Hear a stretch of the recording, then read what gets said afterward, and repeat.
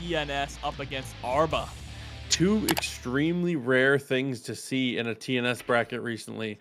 One being Yurikov. Shouts to the homie. Feel like we never get to see him play this game anymore. And on the other side, we see almost no Nagoriyuki. This character feels like a lost art these days. Which is crazy because I think he's pretty good in this version of the game too. It's so weird to make a character more simple, but it actually makes them so much cooler. You know what I mean? No, yeah, absolutely. Like, not being able to cancel anything off of his H's is, you know, it's just making him simpler altogether, like fundamentally simpler. But it makes you, what is it? Limitation breeds creativity, right? No, absolutely agreed, especially with him still being able to have a lot of his other cancels. But with the hair car here, Yurikov loses out on the opening interaction, is able to bring this back to an even game now. Essentially a pixel of life for both players here. We're gonna go winger, and it's going to not quite punish actually, but gets the hit afterwards. Way down is crazy. Arba thought they were fine with the fast RC, was just trying to go for a 5H to punish, but you gotta be careful for the hitbox coming down. Oh, and that's yeah, in that scenario, when you only hit the first hit of the DP, you want to go for 6H for the OTG. It does obscene amounts of damage. Nair being able to get the stick after the Shizu, full commitment to be able to get to the wall. Very, very smart. Yurikov still with the burst intact though, which is actually huge going into this potential final round. Oh, spends it on block. That was a nice snipe with the JD there from Arba. Double dash, just making it a little too rough here. Pokes the legs again with the 2K. Wall break coming through. Almost no damage, but a hard knockdown, so well worth your spending. Yeah, which means we get another setup here. Double dash again, hitting both of the overheads. This time into nothing, waiting for the hit stun to end and getting the throw. Game number 1 in Yurikov's corner. Especially when you've been playing a very up-tempo game, a lot of the times, if you can kind of like sprinkle in a little moment of hesitation like that and then be able to take an aggressive option afterwards, especially a quick aggressive option, it works out for you really, really well. And in Guilty Gear, especially with the frame data on throwing people, it is like it is just too perfect. Once you've got your opponent in that moment where they're kind of overthinking the situation, throw just becomes untechable. I'm convinced. Yeah, I completely agree with you. There's just some cases where you're going to get hit, and you just have to live with that. Yeah, I'm fully convinced that like one in-game second of delay into throw is just like my controller turns off. I just can't, I'm unable to deal with it. Here we go, jumping into game number 2. Arba was still doing a really good job catching up, and that could have gone completely different if we would have just gotten one more hit like that. Look at that 2H, how much damage that did, Proxy. Although it does get back to the corner in that moment. It was looking like it was going to be same side, but Yurikov finds a way to be able to secure that cross up, break the wall, hard knockdown once again. No real defensive options past deflect shield on this moment, but unfortunately, you still have to block correctly to access that deflect shield in moments like that. The cross up is just too good. All right, a round start scenario now. This is what we talk about. Nagoriyuki is a one-shot character, right? He sometimes will only get one shot to bring the fight back. Yurikov looking to make it 0 shots here, sent through the wall, positive bonus. Oh, haircut commitment, and the RC was a little too late, and it doesn't commit to anything on the fast RC, so that's a pretty easy 5P in response. It actually secures, yeah, absolutely. In that moment, as soon as you find BSU, the chance time music starts playing. You're rolling dice. It's time for the Mickey Mouse. The parade is going by. There's no way you're blocking the high lows. Here we go, chase down again. Nice, gets the 6P, tried to go for the hard knockdown, but is in level 3 blood. Arba's been having a lot of really good snipes there with the JD as well. Just not able to close out these games yet. I was going to say that I think one of the things that Yurikov needs to do is utilize double jump more. I'm so glad we're doing it here, because I feel like if you can make Nagoriyuki feel like he needs to go a little more airborne than he's comfortable doing, then things can be really, really good for you. Millia is one of the best characters in the game at attacking from exactly vertical. I feel like that's such a perfect angle against Nagoriyuki. Oh, here's a YRC trying to shut down those angles. Into the knockdown, another mix-up here.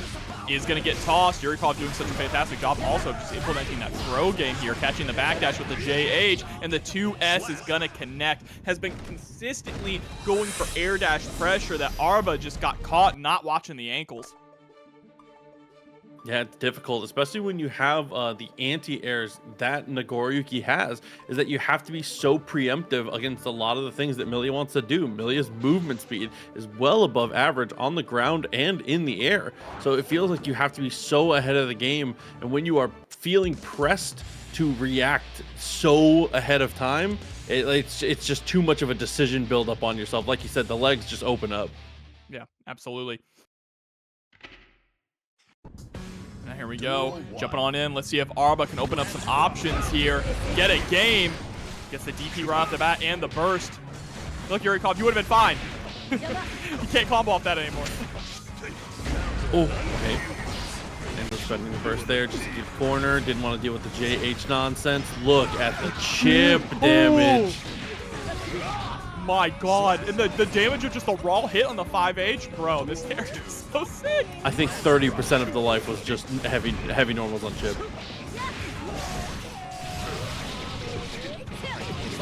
Connect the double close slash. Positive bonus here for Yurikov. Didn't have any resources to break the wall for a hard knockdown, but that's all right. Ran right into the stomp on the toes. He goes into BSUs. I love the RC in response to the RC. Definitely the correct option in a moment like that, but this turnaround puts us back into the corner, breaks the wall. Now we're in trouble once again. Wow, still able to have time to actually jump and get the JH after that BRC. Nice little roll through there, getting the burst, but OTG with the Beyblade. JD sniped out of the skies. Arba finally finding some footing and getting a game on the board. Okay, low-key super smart. I love the idea. Definitely going for that early poke. A very aggressive option that ends up working out. That's one way you can deal with Millia. It's terrifying to do, but you can just hit her on her way up. In a lot of games, that tends to be some of these characters who are more grounded. Their best option to stop these super jumps or these double jumps is to just poke them on the way up. It's difficult to time, as we said before, but you know, you can make it work. And Arba's been making it work, utilizing that JD so well and doing it right off the ground. It's got that huge hitbox, right, that reaches so far forward. He points it up at like a 30-degree. It's crazy the angle he points the sword at. I've really never seen someone use it that effectively. And then the JS on the way down. Okay, we have cute ideas. I'm definitely liking it here, but unfortunately, cute ideas do not help you block mix-ups. Doesn't help you tech pros either. Nice block on the other side, and then the dash. You might actually be dead here. 6H? Oh my god, that's the one shot that Nagoriyuki needs. Arba trying to bring this back now. Really getting a groove on. Yeah, another one of those characters where a lead is just not a lead here. Gets the clone into the close slash. Loving the idea on the mix-up here, which should be able to secure the kill. Yeah, you combo here. No, didn't, because of the burst. Wasn't able to get the close slash into the super. That's exactly what Arba was looking for. I think that might have even would have killed. Oh, you were dead for sure, but instead it's just going to be a BSU follow-up there. That was good timing on the burst from Yurikov, because absolutely close slash into super, the home run swing, your head was getting lopped off, brother. There was nothing you could do there. It was smart of Yurikov to actually go for the burst right as he was landing, where the close slash would have happened as well, because do it a little too early, they'd be blocking. Do it after getting hit by the close slash, they're jumping on you 100%. Just like that, I mean, Yurikov took the early lead, was able to establish himself pretty dominantly, and Arba, through the use of some creative tooling around against these jump attempts from Yurikov, and a phenomenal mix-up game. Anti-airs with Beyblade, by the way. Like, what? Uh-oh, blood-sucking universe. Now it's time for the party. The overhead. Great blocks here from Yurikov, but you can only block for so long. Look at that blood gauge. It's gonna pop. Oh, that's so unfortunate there for Yurikov there that the pop actually connects with him. Does manage to get half the life, though, just for existing. You love to see it. And that is going to help Yurikov even up this life total a lot here. But the leg is sticking out, Proxy. Oh my god, put it away. Gets the slice up on the super. Amazing timing on that one. Gets out of the round with the burst intact. This is crazy. Arba is in such a dominating position now. Oh, harassment with the close slashes as well. Constantly landing these blood-sucking universes. Spending a lot of page. Look at that chip damage too. Yurikov's not holding FD. Oh. Look for the air there. Another situation goes astray. 6P, but wasn't ready for it to hit on a grounded opponent. Again, same situation. Punish too, because we're not canceling. Oh my god, but the OTG 6H just cut her in half. Arba with the reverse 3-0 against Yurikov. What a showing. So many unique ideas with Nago. This character is so sick, Proxy. Just zoom a little bit at a time to be able to make it to that point. But what in God's name do we have on the screen here? We have what a mythical entity. Do my eyes deceive me? You're about to be granted eyes here against this mythical entity, all right? Because we've got two big bodies, Potemkin versus Bedman. I don't know if I've ever seen this matchup in this game before. Dude, I feel like playing Potemkin since the release of the game, I think I've played this matchup less than 50 times. Like, we don't get to see each other very often, you know what I'm saying? No, not at all, but I mean, Potemkin does have that newly buffed FTV, right? Flick that back, meaning that Bedman's not gonna really be able to play that zoning game that you sometimes see them play, sending out the Beedrill spikes. Oh, man. Oh my, and on the first attempt after a knockdown there, goes straight in for the pop buster. Nice block on the situation. Sets it up one more time after the fast RC. I like how we don't have Karas, so instead went for Hammerfall, Drift RC into. If you don't have Kara Garuda, just Drift RC Garuda, right?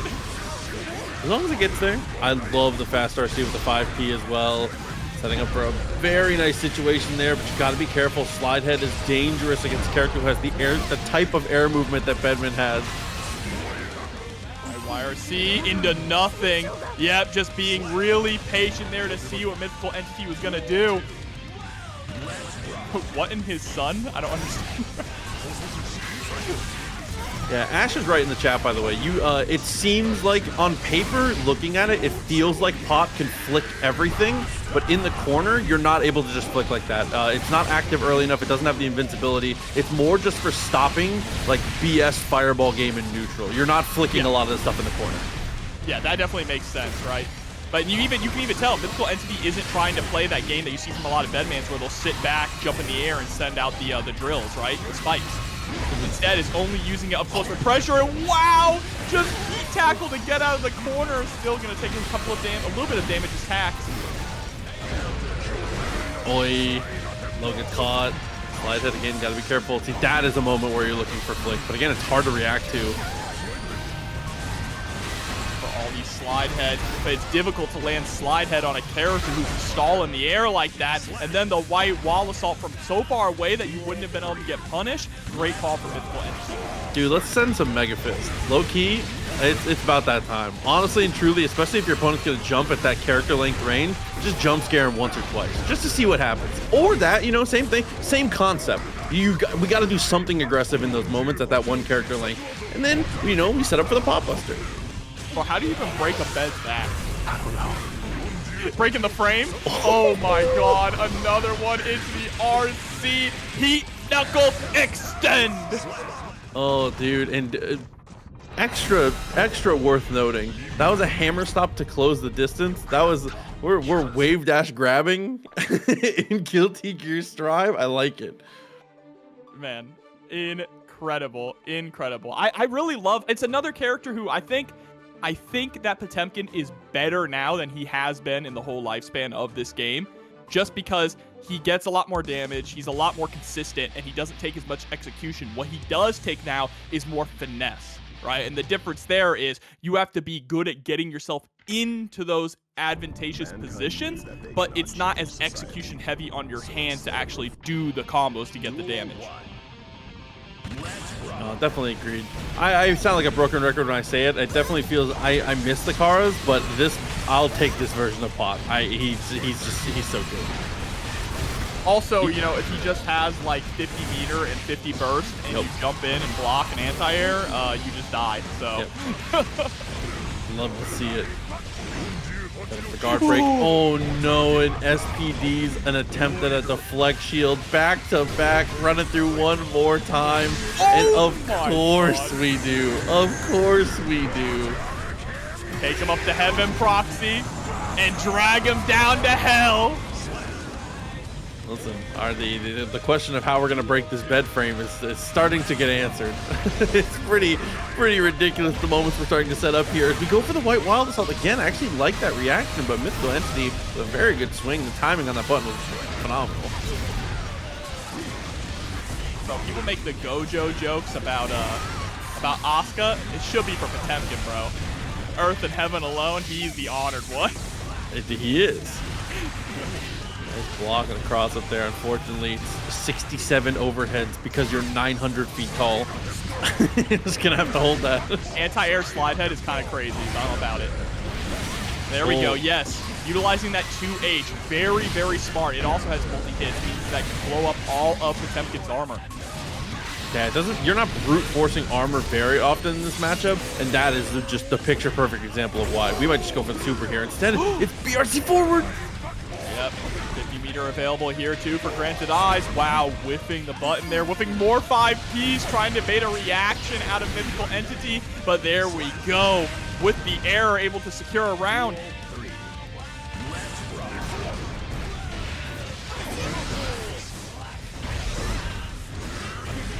right, 2D. Wow, 2D into Hammerfall.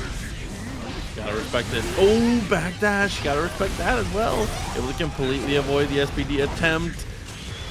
Close though, and we're blocking here.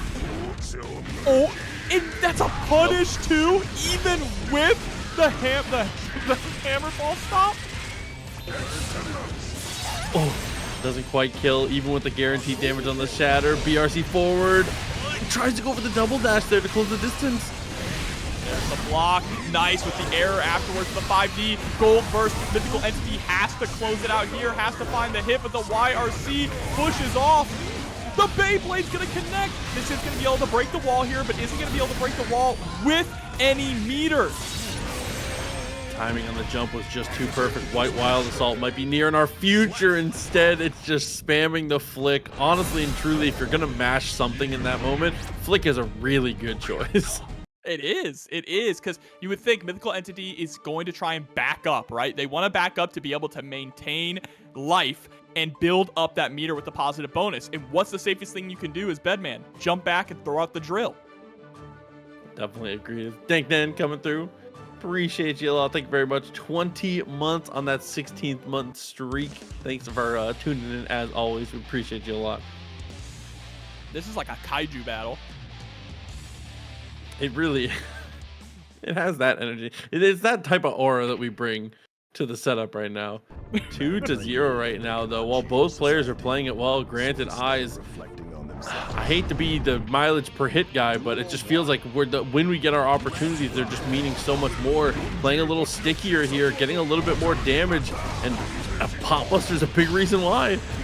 Yeah, it's been landing Pop Buster so consistent throughout the entire set, and isn't going for them every single time either. Uh-oh. Oh, missing the 2H. Uh-oh. Okay, wake up throw. Trying to tuck GrantedEyes in. Love it. Honestly and truly, in this moment, now that it has the armor, it is just you can use it like a true reversal. Sometimes you gotta mash on it. You got to respect it. And that makes this, potential fun round again. Wake up. Oh, okay. Is quite a choice. And wow, yeah, Hammerfall hitting on the other side. It wasn't even like he just hit on the other side. He turned around. I didn't even know that could happen. As long as he's going forward, he'll turn around. Oh, I actually thought Mythical Entity jumped there for a second. but it's not going to matter. Here comes the pop buster. Is it enough to get the kill with all that scaling? Not quite, but this might be with the heat knuckle extend. It is. Yeah, the multi-hits while you have them in your grasp, as well as that guaranteed damage at the end. And it's iDom here coming in on the newly buffed Season 4 Testament. This is a grappler too. This is a tough matchup though. We've said this before. This is a matchup that in previous versions of the game, a lot of Testaments doomed on this matchup. They felt like it was really hard to play. I feel like it's felt even for a lot of the life of the game, and it's mostly just because Slide Head is an incredible tool. Your armor is so good against a lot of the things Testament wants to go for, as well as Testament not being able to deal with a lot of the pressure, things like this, those little staggered strings. What are you really gonna do about it? There he is, the honored one, Heavenly Potemkin Buster! That pressure with the constant hammer breaks were crazy. A cracker, 21-22 coming through with the 100, the big hundo in the match-arena. Thank you so much for the support as always.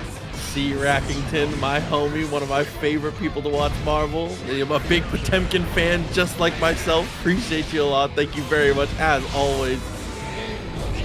I feel like if you're, I feel like if you're a Marvel player, you like Potemkin. I don't have any evidence for that, but I feel like it's the case. Oh no, it's me. You're right. Good on iDom here though. Nice little pressure.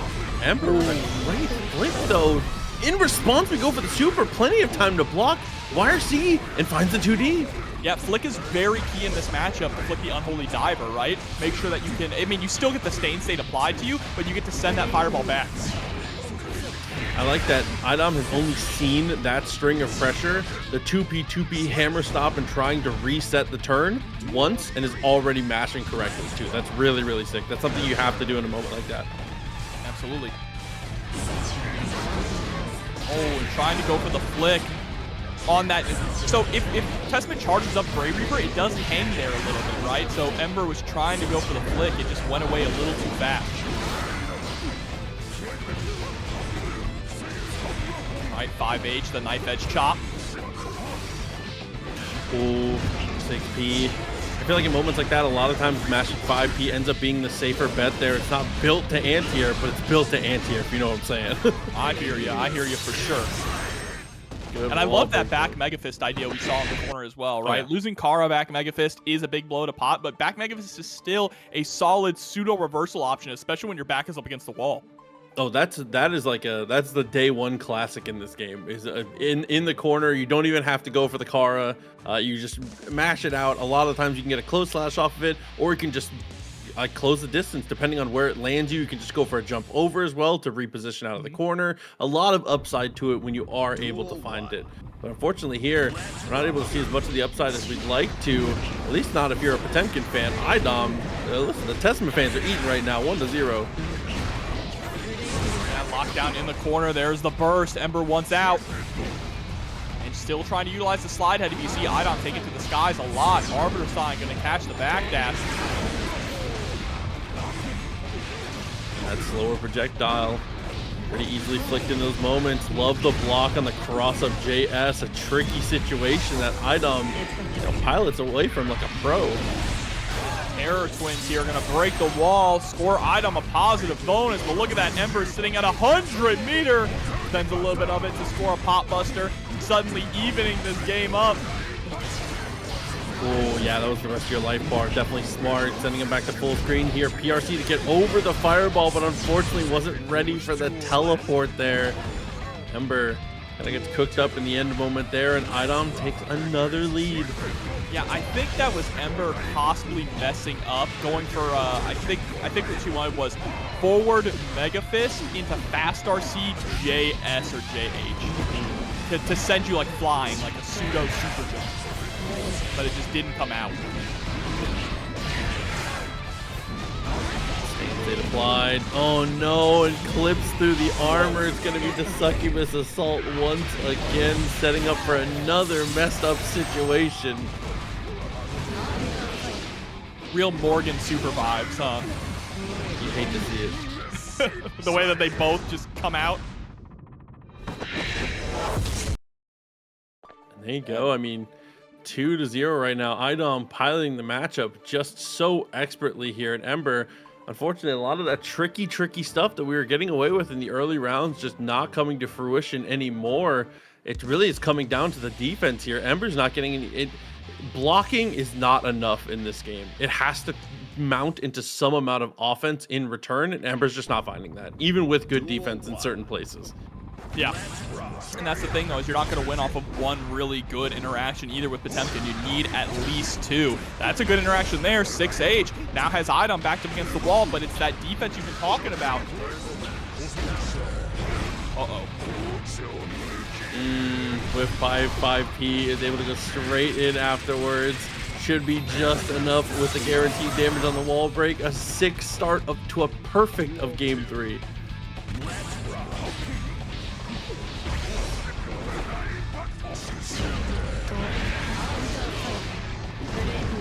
Pick up.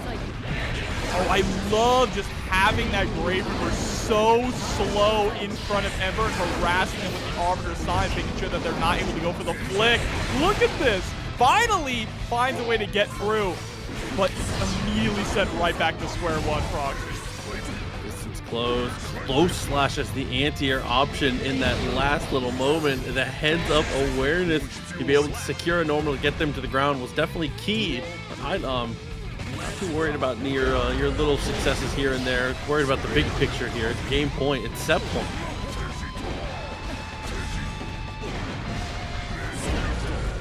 Uh-oh. Yeah, recognizing too far away to actually get a big pickup. Just goes for the knife edge chop.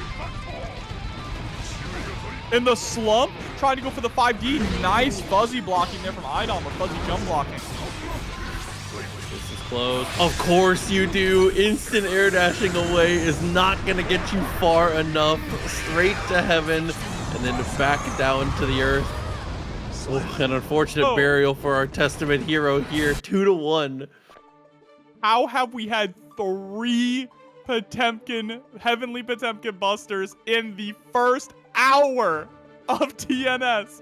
That's more than we had in like season 3 altogether on stream. To be fair, I feel like in previous patches of this game, it was a super that I don't want to say didn't work, but didn't feel good to use.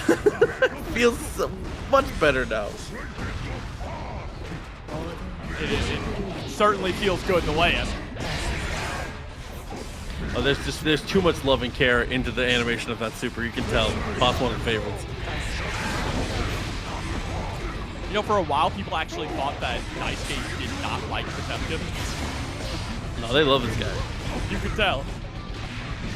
Ooh, jump S, definitely ambitious there, but a great 6P from iDom. The reaction time on point as always, and the timing on the flicks is getting better here, so iDom now has to make a pretty decent sized adjustment to the fireball game here. That pattern is getting blown up. Ooh, speaking of blown up, the burst gets blown up. Not the biggest punish though from iDom, but still is going to be able to close off the round with that 5D into RC. On the ropes again is Ember. No resources really to write home about so far. Almost has that half burst here, so we'll have a White Wild Assault in the near future. Great tech to survive a chunk of damage coming.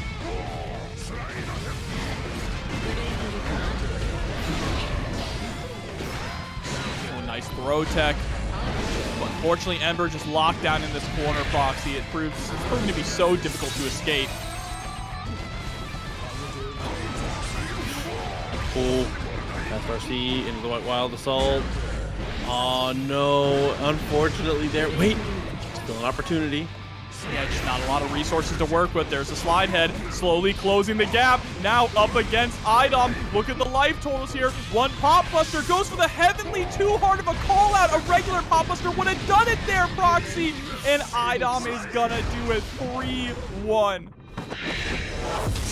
I mean, This thing ever. Unfortunately, it didn't happen, but this is about to be also incredibly sick, Proxy. GCYOSHI, Bedman extraordinaire, up against Chris Chaos on the Sin Kiske. the amount of, Kevin never sleeps. We talk about, staying awake here. There's been a lot of beds A lot of Potemkins putting people to sleep so far tonight. I don't know what's in the water, but we would have some. This is my kind of tournament. This is a shout outs to Duelist, picking some good matches tonight. With GCYOSHI. See some people in the chat mentioning, obviously, a very talented player across a multitude of games. I know him personally as one of my favorite Sentinel players from Marvel 3, but one of the GOATs of Bedman in the current version, in the current state of Guilty Gear Strive. And look at this, nearly a perfect cooking it up here. Just needs to find that last hit, and there it is. GCYOSHI, just, yeah, the Bedman Wizard, has been playing this character all the way back since Exert.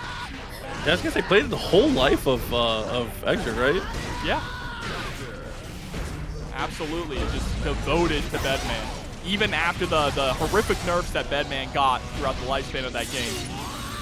They killed him at one point, huh? I mean, like, he's dead now, so, like, that's not what I meant, but you know what I meant. Yeah, they killed him twice in that game. It's crazy. I was gonna say, one's canon and one's in the patch notes. Jesus. Oh, dude, nice anti-air there on the close slash burst. Does end up coming through, but GCYOSHI back to the skies. The forbidden super dash to get out of the corner. Oh my god. Not going to be able to kill off of this. But the wall break and positive bonus is going to put GCYOSHI in a very strong position. And yep, the million overheads like you mentioned before. Dude, he's so frustrating. Bedman and GCYOSHI are very frustrating to play against, because if you notice, when you watch a lot of Bedman players, they go for a ton of these, like, they'll put you into these guard crush situations, really try to rush you down in the corner. GCYOSHI, if you give him enough room to jump backwards, he will always, and it's so frustrating to approach. Yeah, exactly. Playing that lane style with Bedman is very, very effective, right? You want to hang back, you want to utilize some of those bigger buttons, play that kind of in and out. If your opponent gets too aggressive, then you hit him with something big like a 2H or a Beyblade or a 2S, and then you can start running your offense. But again, the jump back there at round start, this time Chris Chaos calls it out with an air-to-air. FP to buy a little bit of room. Nice just block there. Doesn't get much off of the end of the situation here. Looks for the throw, but is a touch too far away. And now with both bursts off the table, I was going to say favoring Chris Chaos a little bit, but the position gets swapped right away. GCYOSHI off the wall break has a positive bonus to go right home for it. Oh, and the hoof stop, able to connect straight into the Tyrant Rave. Clean hit. Oh. You're maybe dead? Yeah, you're dead. Jesus, with the OTG behind it to get the close out there. Wake Up Super is just that good.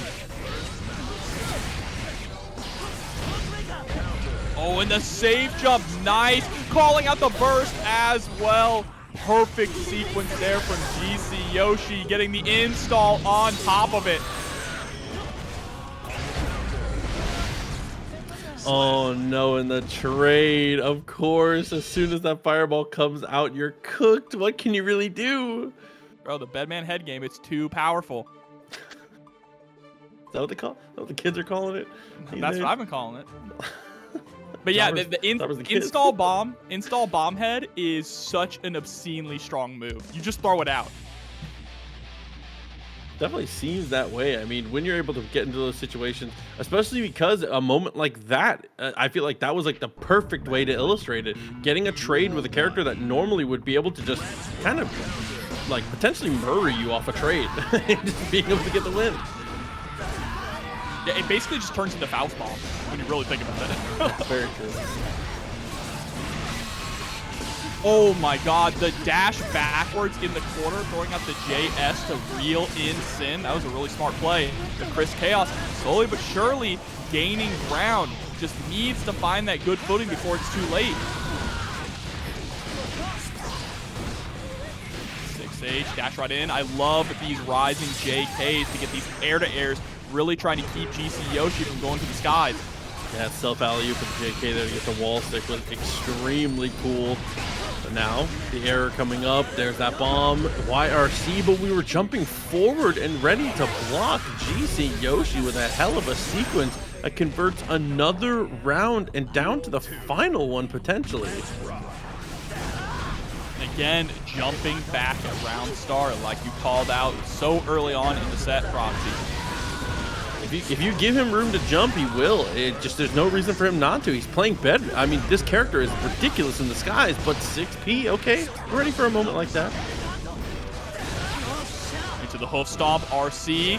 I like the little delay there to try and bait out the burst, but with this life difference, GCYOSHI is going to hold on to it. No reason to overextend. I mean, there's one of those moments where it's like, okay, I can win this round. Best case, I just get the burst out of them. Let's see what happens. You know, throw the kitchen sink. Chris sitting on 100-meter. Sends out the burst. Oh, such a smart PRC, air to air. Wow, the bed slam. Yeah, but not able to get the full conversion off of it. White Wild Assault, no punish. Or no challenge, I should say. Keep your life. Smashes for 2P. In the 6P, Beyblade is going to close it out for GCYOSHI 3-0. Actually, depending on where the story... Oh my god. Another... happening? I was saying, I think depending on how the story goes, that Axel versus Happy Cat would be a sick versus theme. But yeah, another Potemkin as Eagle Poisoning comes through with $5 into the match arena. Listen to me, Potemkin players. We're going to have a talk, me and you. If you're not a Potemkin player, mute the stream for 25 seconds, okay? I'll give you a second. All right, listen, pop players, we have too many of you playing really well on stream right now. We're going to get this guy nerfed. So I need, like, if you play Potemkin, you get put on stream after this, you should play a different character and just run it down one time because we have too many people doing well with this character right now. Or preserve this. We need you to sell. We need you to sell. All right, but right now, Classified doing a pretty good job keeping Duck off of them. That was weird grabbing Ghost full screen. Okay, there we go. Nice burst. Crazy thing, Proxy, I saw the vision. Whip a couple buttons for Armored Pop Buster. I saw the vision. Nah, you're crazy for that one.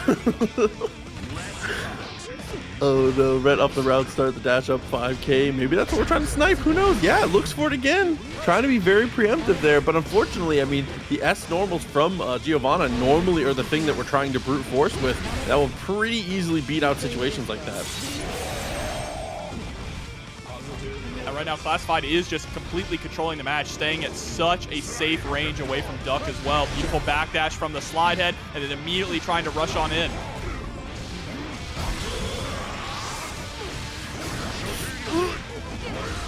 Wow. Oh my god. I didn't know that juggled like that. I love that confirm. That was so sick. And then immediately sending out another GigantorKai, but the spinning dog kick is gonna... Oh! GigantorKai is so good. It's a godlike sweeper. Oh, close slash whips and we go straight into 2S. I feel like that was a little bit of a panic autopilot on our normals, but it ended up working out perfectly, so it's okay. Able to tie things up 1-1, or excuse me, round apiece at the moment. Does get hit by the roundhouse kick though. Spends the burst as to not get sent through the wall. Nice connection. Good damage back to the mid screen here. Good block. Oh. Trying to go for another pop buster there. Bro, the fast RC drift into the 5K was kind of nice, but unfortunately is going to get sent through the wall here. Classified getting the positive bonus. Late RC is super sick. 6K into White Wild Assault is another very spicy little option I love to see in that moment. We have to block. Yep, and there's the RC. Just goes for the neutral jump. That was kind of scary to go for a neutral jump. If Duck had the reactions, could have possibly gotten heavily pop buster, but not going to matter. Duck closes out game number 1, utilizing the armor from Hammerfall. Yeah, we haven't been going for too many just like Hail Mary armored situations with not counting the pop busters. That's a different category of armor in my brain. When I categorize the armor in my brain, the pop busters are a different category. So, you know, being able to, I guess, snipe situations like that, feeling too comfortable whiffing in those moments. I'm liking it. Bro, someone in chat mentioned Arcane. Give Vi a pop buster. Put her in the game and put her in Project L and give her a pop buster. Her ult's already a pop buster, and no. She's. Is it? It's something like that. I'm tired of Vi. I've been getting beat up recently. Distance close, 2S not going to work out there. We do find the far slash in response though, so the life total is evened at this point. Bro, are you But not for kidding long. me? Just land into another pop buster, throw them back into the corner there, jumping JS.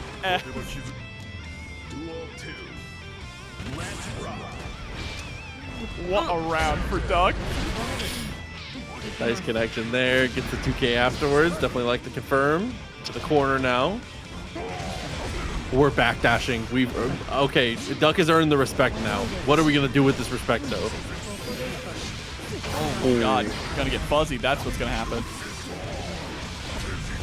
5H. I do like how patient Duck is being. We're not going for a ton of hammer falls to try and close the gap, right? Not even going for a lot of slide heads because Classified was able to shut them down really early on with those IADs. Hey, but the instant overhead does work out again. Classified been going ham with the instant overheads. Chat, I need you to go tell everyone you know to get in here and watch this TNS. We got too many Potemkins. There's too much crazy shit happening. Oh, nice jump over the slide head. The reaction time from Classified is actually just absurd as we find the low and secure the sequence again. Burst does send us closer to the corner here. I think we're running out of time as the Potemkin hero. I like the checks with the 5Ps, though, that we're seeing from Duck. Unfortunately, is going to get punished there, trying to go for the JD. And that's going to be 1-1 here at Classified. Uh-oh. Or not. Or not. Or not, Proxy. Not going to get the 6H. And, oh, yeah, overcommitted just a little too much with that Rising JS. Yeah, Rising JS was our option last time, and it did end up working out, but it feels like maybe I don't want to call it an execution error, but it feels like a little overly ambitious. But we did get it twice in a row. Because it feels like everything you accomplish with Rising JS in that moment, you could also accomplish with just a singular 5P, right? Yeah, I think so as well. 5P would have been the much lower risk option as well.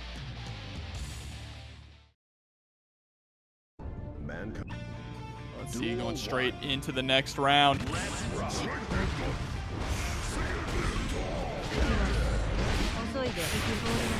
Oh, that's a clean connection.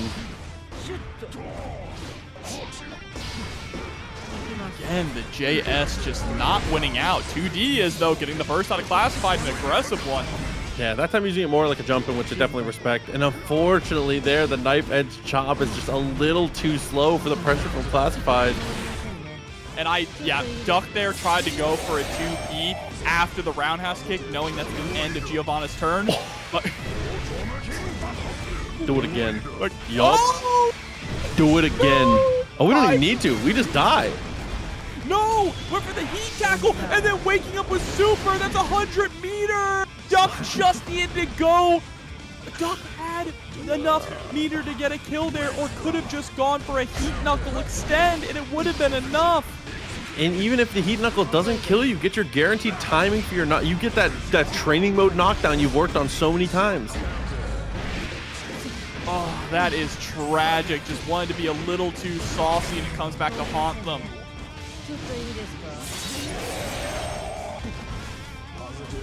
Still has meter. Almost has burst. No, with the wild assault though. Classified. Yeah, and there's the throw. Classified going up 2-1. That's got a sting. Yeah, definitely not the way you want to see a game lost here, but Classified just playing the matchup so incredibly well, not letting the swingy pace of things get to him too much. You can see the reaction time is still there and is playing incredibly solid despite the there's nothing more tilting than doing what you feel is correct and doing something that is relatively risk adverse and getting hit with some, we'll call it some stuff in those moments. So for Classified to, both feet still on solid ground here, still focused up and still thinking about the matchup correctly, it's hard not to get tilted in moments like this. Classified, the mental is good. So let's see if the mental is good here for Duck.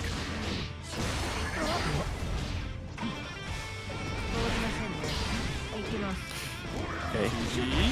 Back Backing up, creating a little bit of space. 5D able to connect. Oh, and it still combos from the close slash after the RC. The RC was very late, but it works out well, and a positive bonus is our reward.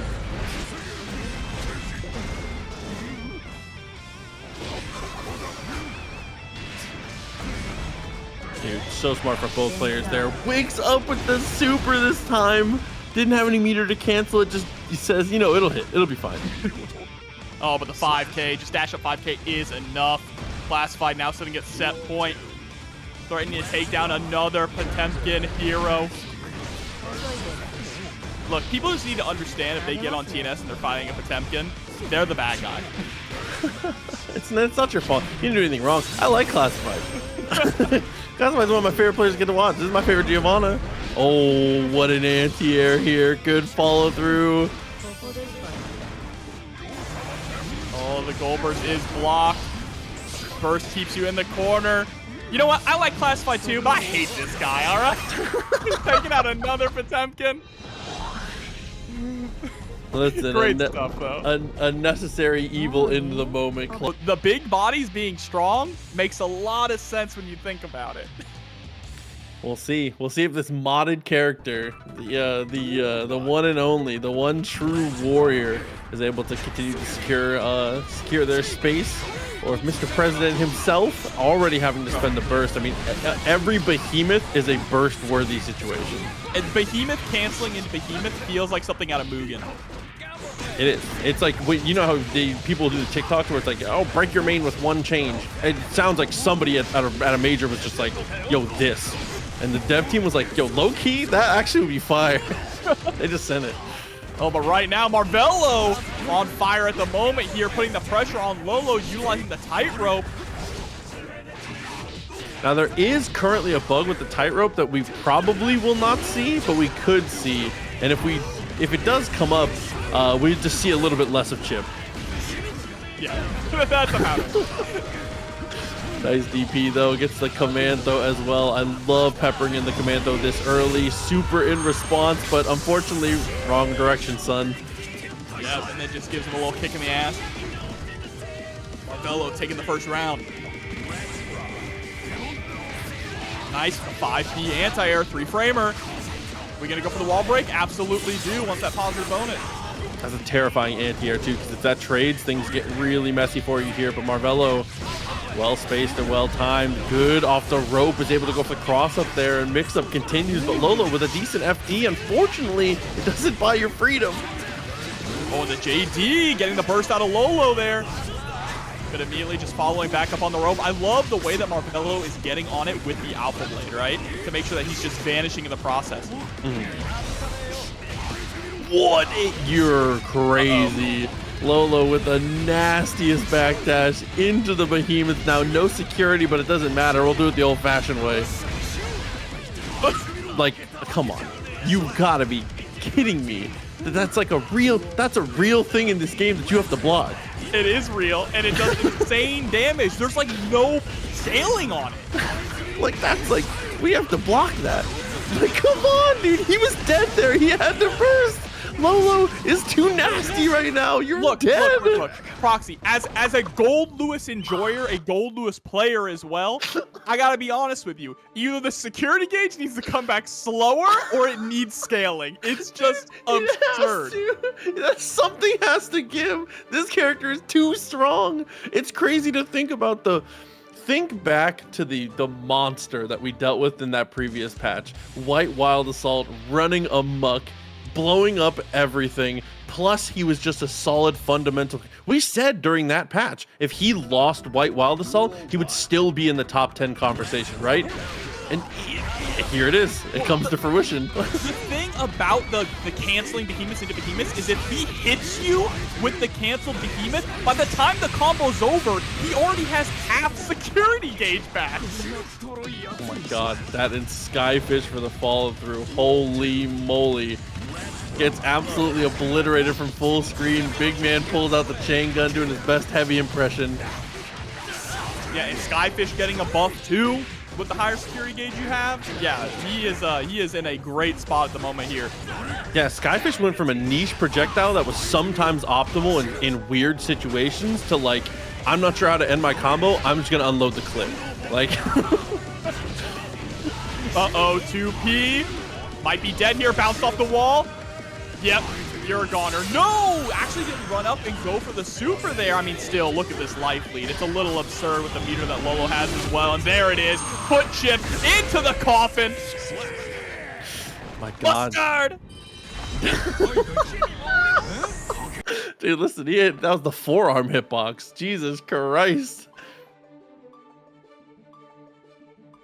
Yeah, Goldlewis is, he's sick. But not dead yet. Marvelo still has the opportunity here. Has to bring things back 3-0, though. That's going to be the tough part here. I feel like this is just one of those matchups where it's like, I feel like people say matchups like this exist a lot, but finally we have one in practice. Chipp has to be so correct all the time. Like, I feel like you can accidentally lose half your life bar in this matchup here. Not to discredit the Goldlewis, but like, oh, no. It's just at moments like that was drone into one normal, not a special, a normal. Yeah, and Lolo is a really strong Goldlewis too, which makes it even scarier for Marvelo. Again here, I mean, this is an even game. No life total makes it not even. All right, I actually love that YRC there. Just a shut. What? Yup. This is so sick.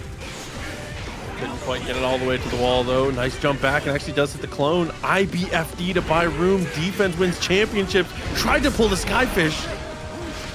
And there we go. Pro able to close out the round. Marvelo staying alive, but we need to get a point on the board. We need to get that snowball rolling with the momentum. Yeah, I mean, we talk about Chipp having to be so correct the whole time, but he's a character that can set himself up for so many good opportunities. He raises the percentage on his own shots so well, especially with this rope coming into play now. And the rope gives so much more consistent damage. Look at that. Over 50% done to Lolo off one counter hit. Well, his mix-up game, if you send him full screen, he's not too worried about it here. Sets up the rope, look at the burst movement there to get closer, and he's able to break the burst afterwards. Another little reset, and the round is over. Marvelo securing a game for himself and sets the stage for the potential comeback now. Yeah, and I feel like I gotta mention it every time, every week, but I love this special move for Chipp. It opens up so many avenues for him. It also gives him back some tools that he lost from Exerd, right? The rope is almost like a pseudo teleport for him, allowing him access to actual left, right, high lows. He can hit you all four corners now. No, definitely agreed. It felt like when I first saw it, it looked a little goofy, but in implementation, it's smooth as butter. It's so nice. The burst though. Oh my God, it shoots him out of the rope. Nice projectile, kid. And I love the 5P as well. That's one thing you saw earlier was Marvelo did just start putting up the rope without actually immediately jumping on it. And now probably going to have to do that a few more times because Lolo is challenging every time they see the rope pop up. That's perfect time in the burst too. Gets hit by the behemoth, sees the drone is coming, recognizes there's no meter on the other side, a guaranteed burst, and this positive bonus and hard knockdown are all just symptoms of that amazing first read rather, of the situation. All right, Roman cancel. Good. Gonna definitely be enough to get the kill here with the extra wall break. Okay, or not. Or not, I guess, Proxy. I don't even see the pixel. I was going to say, I was low-key thinking he was going to gold burst right off the rip there. But, I mean, makes the smart decision, saves the burst for the next round here. Oh, trying to challenge with the 2P, the bionic elbow. But that was a nice little stop from Marvelo in the air. That was okay. I see the vision. Either that was an execution error or we're going for some spicy stuff. Charge dust to anti-air the rope run almost comes out from Lolo.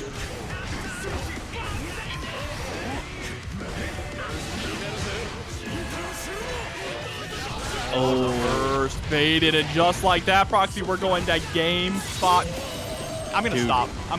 You take care of this. Oh, it's okay, 6P. We're good. Close it out. You saw the Skyfish on its way to Marvelo. Listen, man. He said there's other ways to defend in this moment. Don't worry too much about it. 2-2 on the rounds. Marvelo, 2 games in a row, trying to make it a clean reverse 3-0. Yeah, and definitely putting in the work to do it. That momentum has been building up. That snowball is getting larger, about to turn into an avalanche if Lolo can't hit the brakes on Marvelo. Duel 1. Let's rock. Oh, committing Wild Assault in most matchups for Chipp, I'm like, okay, good. I like that. Apply some pressure. In this matchup, it's such a risk. You are so confident in your offense and your ability to not have to block to commit your burst offensively, I feel like. Okay, using the shuriken, just trying to backdash away. I like it a lot. Don't even want to interact with the drone. You have so much screen space to move, too. Down the air, gets back and forth off the rope. After the wall stick, it's Bonsai to get the break. 50 meter already available with a positive bonus in the pocket that we spend immediately. Oh, and again, Lolo just pulling the trigger a little too early on these preemptive anti-airs to stuff out Chipp on the rope. Yeah, Lolo's timings have just been a touch too early. With that one adjustment, we might be able to make this thing work, but for now, we're still at the mercy of Marvelo. Here we go, this time taking a much more aggressive angle, jumping forward on the rope. I like utilizing the JD a lot more here. Instead of trying to utilize grounded anti-airs, trying to use JD to get big pickups. Unfortunately, the big pickup is going to be for Marvelo here. Uzumaki Barrage into positive bonus. To buy a little bit of room, ends up finding the sweep. Okay, and when we recognize that the wall run is going to come, we go for the burst here, pulls on in and gets the corner. Oh, nice for 2P, but the burst finally comes out from Marvelo. Oh, not going to land on the drone. That one would have been huge for Lolo if they could have got it. Demon connects. Another one, and then the cancel to actually get the confirm. Being able to cancel without having to spend 50 meter on the overhead behemoth, the quick overhead, is so disgusting. Going into the final game, final round with no burst is also such a scary situation for Marvelo. Now Lolo recognizes they're one good behemoth away from moving farther forward in top 48 winners here. And look at that, security gauge is already on its way back after spending one behemoth cancel, but is going to get put through the wall. Positive bonus now for Marvelo. Lolo still not out of the fight yet. Great block, overhead into low immediately. Crazy block from Marvelo there. Looks for the behemoth on the way down. Good recognition of the height. Knew they had some time to be able to swing. Does manage to make it to the wall and is able to secure the kill. Oh, a terrifying situation comes up, but Marvelo wets. Right? Yes. So we're going to see how it's going to look, how he has practiced now with the fixed Leo going up against GCYOSHI, who we've already seen cook on the Bedman tonight. Yeah, tight mats that really could go either way. But MFCR, obviously, as we've said, it's hard to put anyone in the favorite against this guy. One of the strongest players in North America, one of the strongest Leo players in the world. Fortunately here, catching a face full of the B-drill stings, the errors, the fireballs, everything, and in between, so much incidental damage. But finally, a 2D lands. But hey, I like the way that, I think GCYOSHI's play style, honestly, is going to be very good against MFCR. GCYOSHI likes to play that more lane game, likes to play a little bit of a pseudo zoner sometimes with Bedman here, and zoning is what Leo is weak to. Oh, I like that. Mashes the 2Ps there and then goes for the fireball. It's a range where you can still go for the DP if you're MFCR, but it's such an awkward range that you don't want to commit to something like that. You see GCYOSHI's able to find those multi-overheads and gets the punish on the DP. Ooh, unlimited overhead works. Goes for the 5D, but didn't have any meter to follow through with it.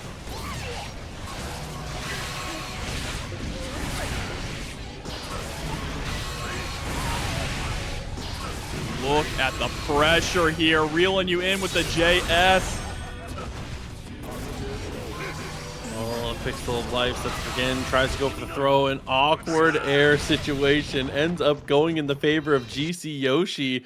And that makes it 1-0, and I'm glad you pointed it out because the playstyles clashing absolutely was the story of game one. GCYOSHI doing what he does best, up back every time you give him room, abusing those fireballs, abusing that air movement, and having the intuition of a wily veteran to be ready for a lot of the messy situations that come from putting yourself in the air. Yep, 100%. Perfectly said. And now it's going to see how is MFCR going to be able to adapt to that. How are we going to try and chase GCYOSHI to the skies, or even better, keep GCYOSHI grounded? 6P is a good start. Love that burst. Get me out of here. Another important piece of the puzzle here that we're finally getting to see. Obviously, Leo's fireball, not the greatest zoning fireball ever, but a really good anti-zoning fireball, obviously, since it has such high durability. It kind of puts you on notice if you're lazy with your pattern. Oh, the wonderful blocks here from GCYOSHI. Surprised not to see him actually go for the punish there after blocking the run through. Maybe he was expecting MFCR to go for an RC, but just let him steal a turn for free. Yeah, and one stolen turn is all it takes for a round to go on its head. This is the game for a reason. Nice jump in though. Okay, we're getting started.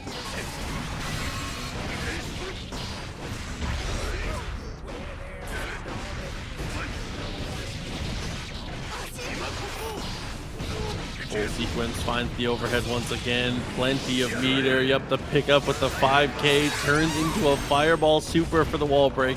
And with this positive bonus, doesn't even have to. I thought we were gonna have to spend the RC to push closer to the corner, but in the end, we're able to just brute force the hit.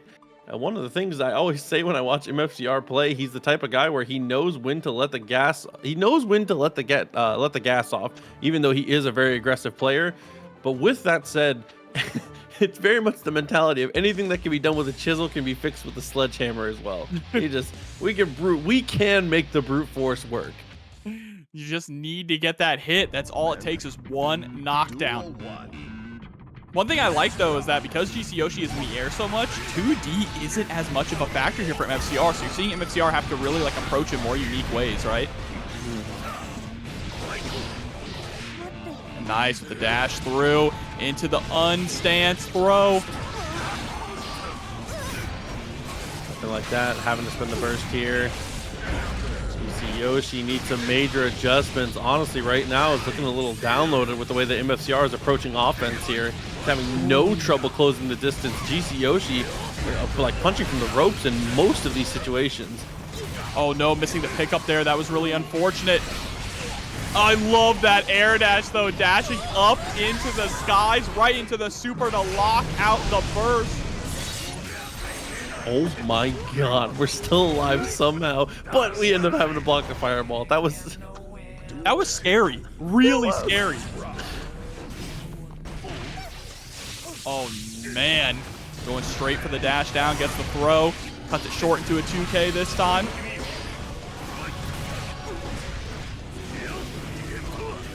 Oh, he touched too far and touched too high there with the 6P not quite finding its mark. That's that high-low fireball game with the errors coming through, continuing to support. Guard stance is not good enough in a moment like that. And looking like we might run away with the round unless... No, never mind. And I just want y'all to know, too, that GCYOSHI has been, in the lab since Season 4 dropped. This is the first time he's entered TNS since Season 4 dropped as well. So has really just been exploring this character, has been grinding, and you can see all of that knowledge and all of that practice already coming through, shining through incredibly.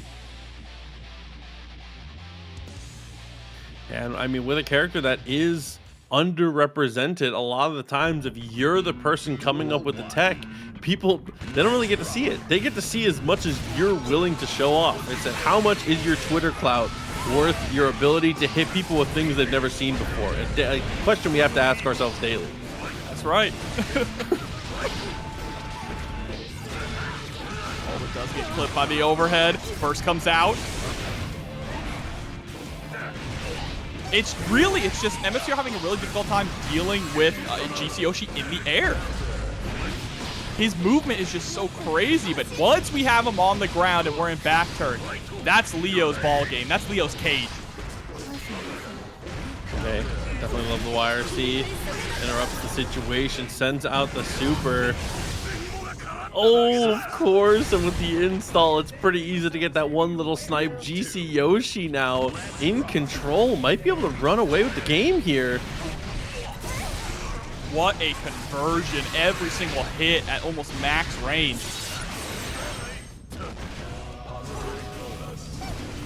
Oh, I like that little delay. GCYOSHI now starting to use that movement to bait out a lot of these situations. But MFCR after the Clash Flash kick, guess what he's doing next? Oh my god, but 100 meter here on GCYOSHI's side. Southpaw Flash, love you, brother, coming through with the sub. Bed slam. Not able to bait out the burst, though.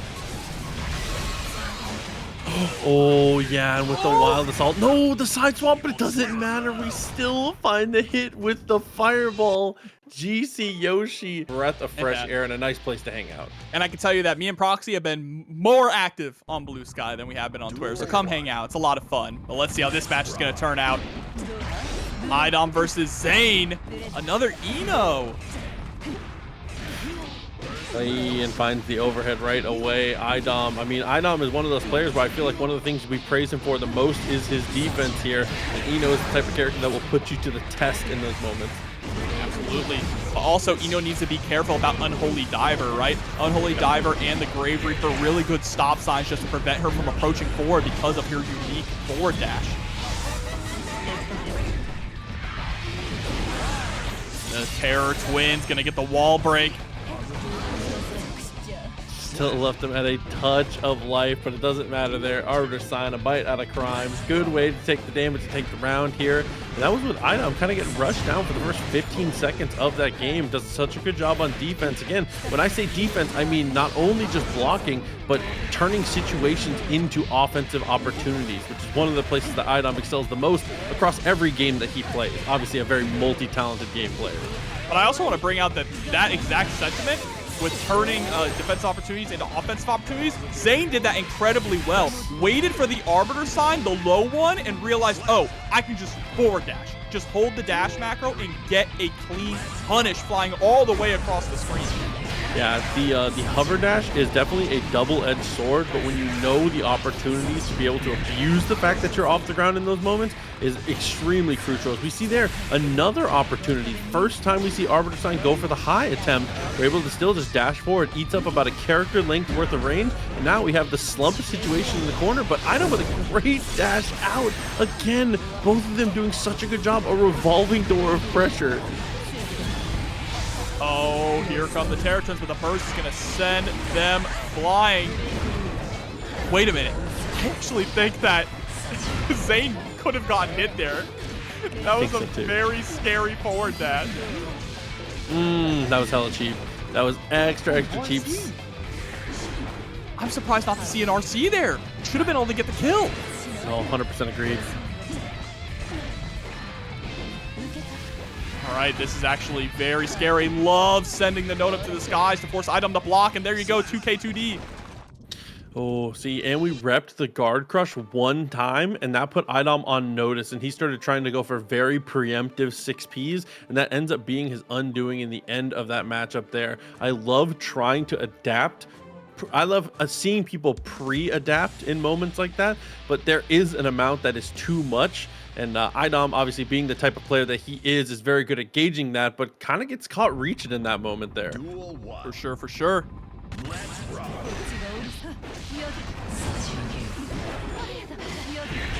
K2D, Unholy Diver, OTG. I like that, trying to go for the air shimmy to bait out the throw attempt. Zayn didn't bite, but still getting sent through the walls.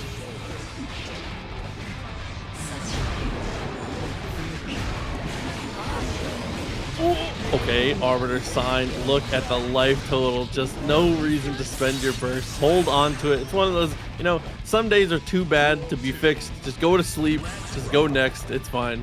One of them rounds. It might be two of those rounds. Zayn sending the burst out early, still getting popped by the Stain State.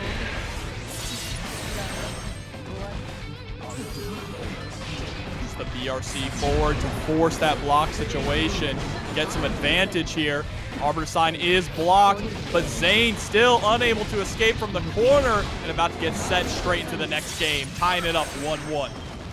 It's chomped on again, and that was a perfect and a near about as close to a perfect as you can get in the previous round to be able to get your answered game. And now this is where, you know, Zaye needs to make some major adjustments, and this is where you find out how quickly you can do that, because as we've seen, iDom is adapting so quickly that it's to a detriment sometimes. As we said, mashing on seeing a situation once and seeing a replicated situation, immediately going for the correct type of mash, the correct type of jump. So Zaye needs to make some adjustments quick and be ready for those changes in iDom's response. Oh, nice duck underneath the chemical love, but does get frame trapped by the wild assault. Fortissimo, super, break the wall. Okay, Zane gaining a little bit of momentum now, Proxy. I love the fake out into the low. Oh, the delayed overhead, super, super late. Nice block on the fuzzy stuff, though. We're in this. Oh, just sending out the reversal super. Yeah, recognize that did not work. So immediate RC, mad love into the Psycho Crusher. And Zane getting around. Now taking the lead. Oh, great anti-air there. Sets it up, and that's a guaranteed stay state at that point. Not much Eno can do to avoid. Teleport now, so good for Testament. Oh, if at first you don't succeed, just throw on another 2K again.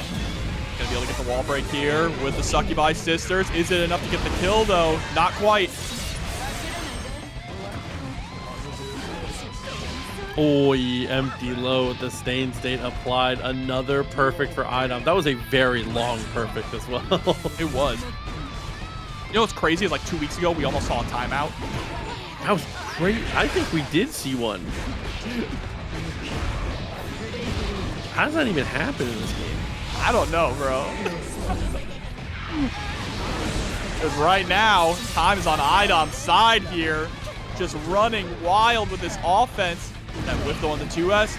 Forcing to back up a little bit here, not to get punished. Yeah, 5K was just a little bit too far. Not quite what we wanted here. Big way to eat up the real estate, though. After the anti-air, able to get the dash. Burst does come through. iDom doesn't believe him.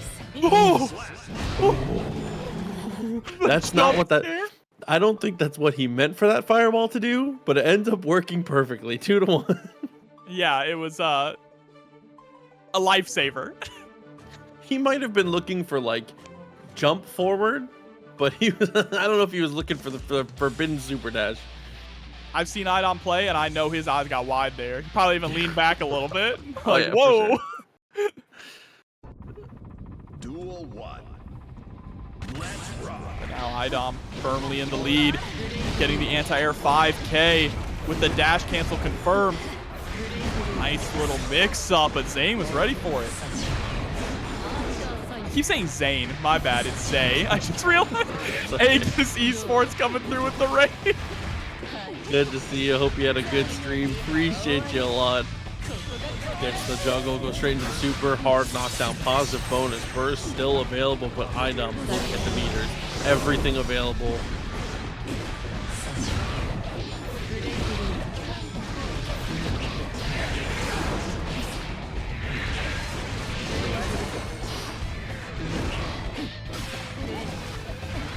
Okay. Oh. Yeah, burst comes out. Okay, there you go. iDom sets it up to be the final round now. They, again, just approaching with this hover dash just felt so difficult. It's so hard to do it and not make it feel forced. It's against a character with a 6-speed like Testament and neutral control like Testament. It's so hard to feel like you need to brute force moments. Oh, speaking of brute force, Proxy, just send out the Mad Love Raw. Why not? Who's going to stop you? I like it. I like it as well. I also like that BRC into the low. Zaye now trying to take this to a game 5. And that's something we haven't seen very, very much. Stroke finally making somewhat of an appearance here.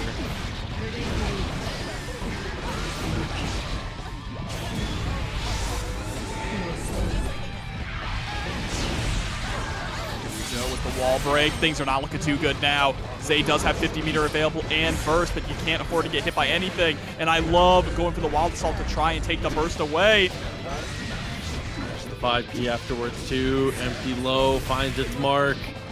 Hold up. Doesn't go for the wall break. Incredibly smart. You just get that extra damage into the slump. Blocks the burst. But Zaye didn't have the meter to try and close it out. Oh, the delay 2K. Love the idea. Again, Stroke making a guest appearance. But no. Commits too hard to the guard crush there, and 6P is all that awaits you. And one thing I gotta say, Proxy, is that is probably the biggest weakness of Ino as a character. Lord seems like it could be an okay poke, but if it's 0% usage, there's got to be something I don't know. Yeah, well, we'll see. We'll see. We're also going to see who our first qualifier in top 8 is going to be. Proxy, SQ versus MacMens. Who's going to get to winner's side? SQ starting off strong. And see, even with the RAM bug getting fixed, SQ, no surprise, still in a very similar position that you always see her week after week. Right on the cusp of top 8. No surprises to see, you know, Green Hat Ram continuing to do the work that they deserve. Nice ID back. It tries to go for the JS. MacMens overextends a touch. Boulders going to break beneath his feet now. Tough situation coming up as we tap the dust, secure the kill. More than enough to finish. And I still love this new version of Ram. I think she is so much more interesting. Much more interesting to fight, and I would imagine for RAM players, a lot more interesting to play, too. Yeah, with the bug fix, it definitely feels a lot more metered and like we said before. One of the things that we pointed out is it feels like the character has a little more consequence in certain moments with expending their resources. And while that wasn't really the case during the bug era, but now that we're back, it's fine. Everything's fine at the moment here for MacMens. Nearly sitting at 100 meter and has the life lead. Anji does got those Japanese guts, so he's going to be able to survive a lot of damage.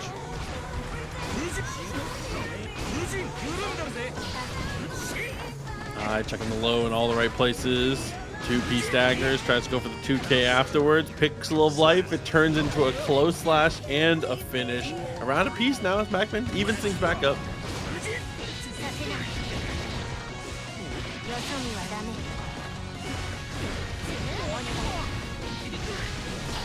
Nice. Doesn't get the pick up there. Or just opts to let it drop. Doesn't want to break the wall, right? You still have meter. You want to keep MacMens locked down in the corner where there's nowhere for him to actually run and play that neutral game. Oh no, the sword hits just at the tip of the feet. Get this guy some steel toe boots. He'll be better off for it. Oh, bro, he's got to keep those toes out. No, put the grippers away, dog. 1-0 in favor of SQ. Chat saying Anji got the washboard abs. Dude doesn't know what a carb is, man.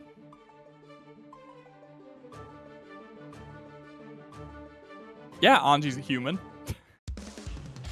He's Japanese. He's a person. The Japanese in Guilty Gear lore are just like obscenely strong. Duel 1. Let's rock. Oh, nice JH. Oh, okay. Like that burst, max distance as well. We go for the sword though here. No swords left in the inventory, so now this is the opportunity for MacMens.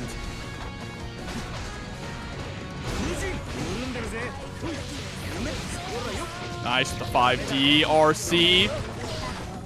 Oh, no, messed up the confirm just a little bit there. Means that we're not going to get that positive bonus with the wall break, but still in control at the moment. ID back, knowing that the 6P was going to come, was very, very smart here from SQ as we dash up and secure our throw.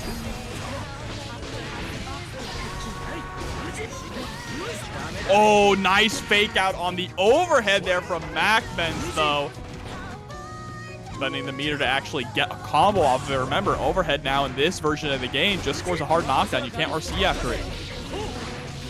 And the falling JK to be able to get the full combo. Extremely slick.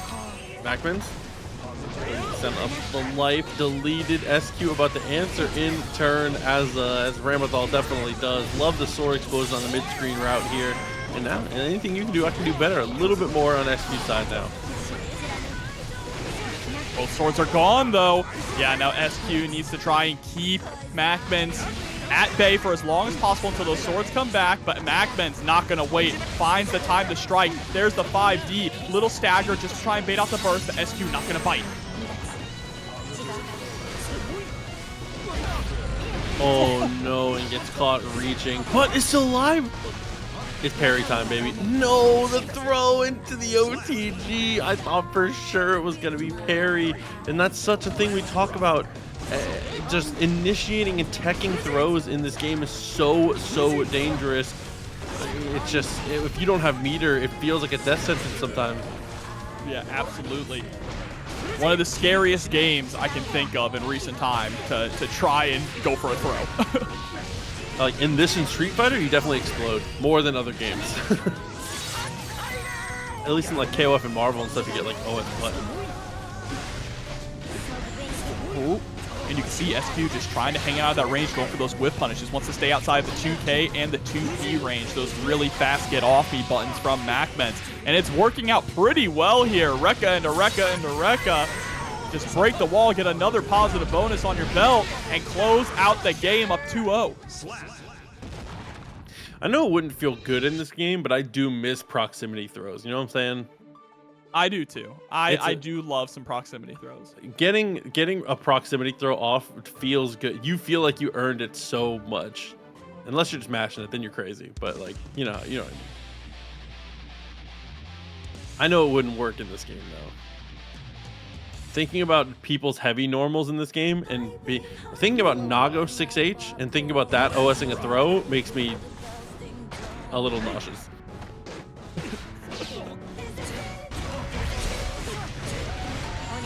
Oh, proxy. Ooh, okay. Survives the initial storm, ends up throwing the sword again, continuing this pressure, looping things in the best possible way. SQ forces the burst out. And I think that was a scenario where MacMens really, you had to burst. You were nearly at full risk gauge too, right? And bursting is just a way to relieve that as well.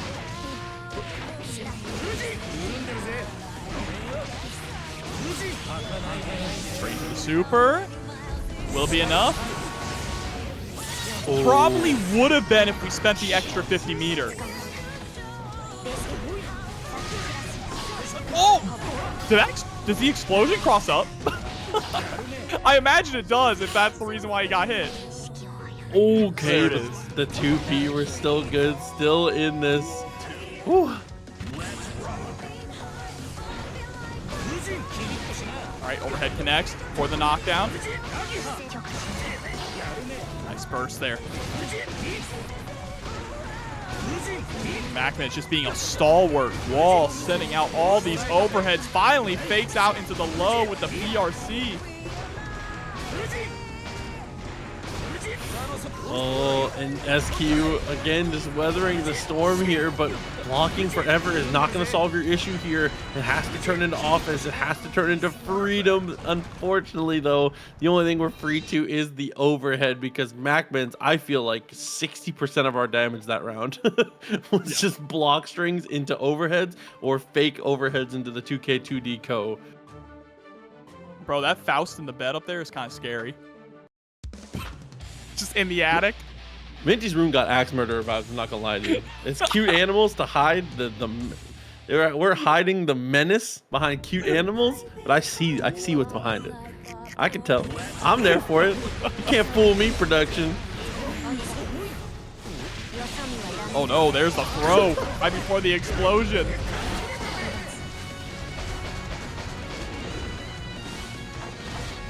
All right, one sword back. Just buying time to get the second one. There it is. SQ is doing such a good job also of adapting without the swords, still keeping pressure up or just hanging out far enough away in neutral where we don't really have to engage, trying to buy time so we can come back. Something Grand players never really had to do before, right? Oh. Tap dust finds the mark again. JD will follow up. Where does this leave us now? Life totals in favor of MacMens. SQ with burst and max meter, though. I love that. MacMens in a moment like that, when you see 100 meter, the first thing that you see, the first thing that you think of is needing to block. Your opponent's going to go for something reckless. SQ takes that and turns it into a much bigger reward with a dash forward there. And that reward is set point here. Sage. Look at that risk gauge. Proxy gets the throw. OTG.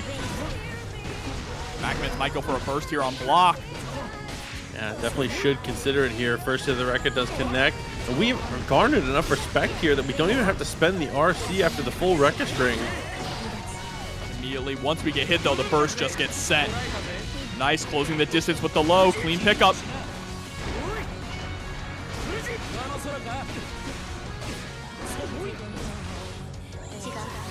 Nice block on the full sequence there. The throw into the sword. That is such an unbelievably cheap sequence.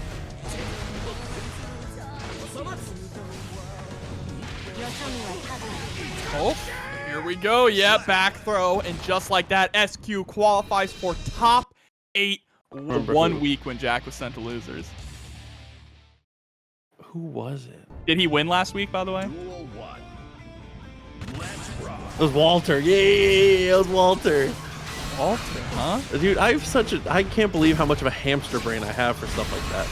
It was Walter, and he lost the game to He-Ho. Is his weakness Millia? Is that the secret? Let's not go too deep. Okay, yeah. We got GCYOSHI versus Classified on the screen right now, all right? Tinfoil has hats been faded. I'm down for Millia's secret top tier tinfoil hat after this game. 100% I'm in. Oh, but look at this pickup. Into the bed combo! The alley-oop, are you kidding me? Oh my god. Off the backboard to himself. Oh, dude. Listen, went off the backboard, saw Delilah was not going up for it, and was like, I'll do it myself. So Delilah will never be balling. She can't be trusted. No, she's just anxious. Just terrified the entire time.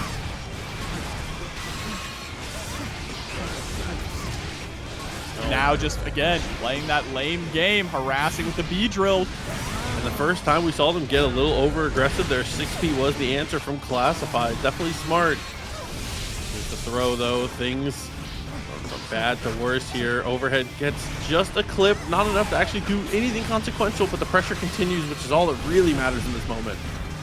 It's just in a... Before Bedman even got patched or got buffed, Proxy, this character was already a nightmare to block in the corner, and now he is even stronger, and GCYOSHI is just making it look like there are no gaps at all, no room to escape. That's game 1. Yeah, that was something that we used to talk about a ton in the early stages when we used to watch Bedman players, specifically GCYOSHI when he would come up, was that this character was like top 15 when you're cornered and was like bottom 2 when you weren't, maybe bottom 1. Man. But now it's like the package feels much more complete. More than complete, man. He looks, he's looking crazy now. A little bit of extra on top. Okay, sometimes that's what you need. Look at the jump. Look at the combo confirm, as well as the amount of damage we find from it here. Jump in, finds its mark again, and GCYOSHI off to the races with the tap dust in the air behind it. Oh, and faking out the error. Just another good way for this character to steal turns. Stuffs the super as well. Classified is throwing everything at the wall to try and escape, but nothing is sticking.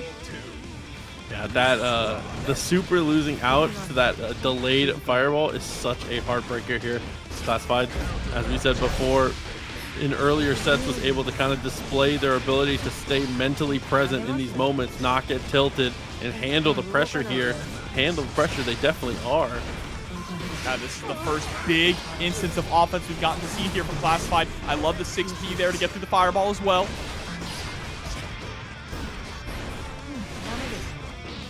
Nice dash up DP. Classified looking at getting a perfect here. Nope, not very. GCYOSHI has anything to say about it, but sends out the super and gets the round either way. Duel 3. Let's rock. Off the rip. Oh, dude, again, when you see that air dash start coming down towards you, you feel like you need to react immediately. But Bedman not able to do it too much, but is able to adjust their fly and jump timing just enough to be able to be tricky. But that's not going to matter here in the face of the hard knockdown with 50% of your life or less still available. Old 5D is going to hit, though, with the overhead. Burst comes out from GCYOSHI. Might be a last opportunity here. Oh, no. Probably wanted to go for a close slash anti-air, but just pressed it a little too late. Getting clipped on the way down, and Classified ties it up. Big way to keep yourself relevant in this one. And this is a banger of a match already. I mean, every GCYOSHI match is always a banger. I mean, as we've said, Bedman just one of those characters, a road less traveled, but not for the sake of lack of strength. I feel like it's a very complicated character with high highs and low lows. It's just, you gotta be built a certain way to be committed to this type of character. You gotta be a scientist. Or you would have to be willing to have a scientist tell you what to do and you follow it unquestioningly. If you're not going to create the stuff yourself, someone's going to send you the manual and you need to follow it to a T. Oh, wow. Bro, the far slash. Kicking the air and it still hit him. Oh, but gets flipped from the overhead. Burst finally comes out. That Classified been consistently 6P'ing those fireballs, but this time got a little too greedy with the DP attempt. YRC is blocked. 2H with the punish for the juggle. Ooh, love that. BRC saves himself a little bit of trouble here. Bed slam into the self alley-oop once again. GCYOSHI set up to maybe take the lead here. Classified a lead on the burst right now, though, so has more opportunity and more resources to get aggressive in these moments, but it doesn't matter. It's a good counter poke. 2P from GCYOSHI. The back and forth is crazy. That bed slam, just ground bouncing, just feels right. It does. Well, we talk about the back and forth here. Happening again. GCYOSHI able to escape from the corner. Bed slam, no one home, but the JS is able to connect. Oh my god, did you see the amount of damage from 2 incidental fireballs there? Looked for the air throw, but was a little too far away. Classified had to jump on him.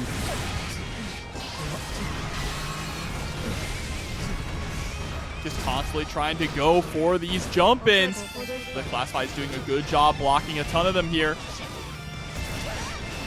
All right, B-Drill is able to connect. Speaking of drills, Spiral Arrow coming through. Oh, had the Tatsu.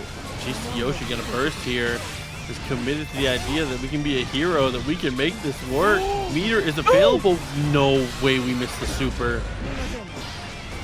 But it's not done yet. YRC, it comes out, tries to go for a fake out with the dash.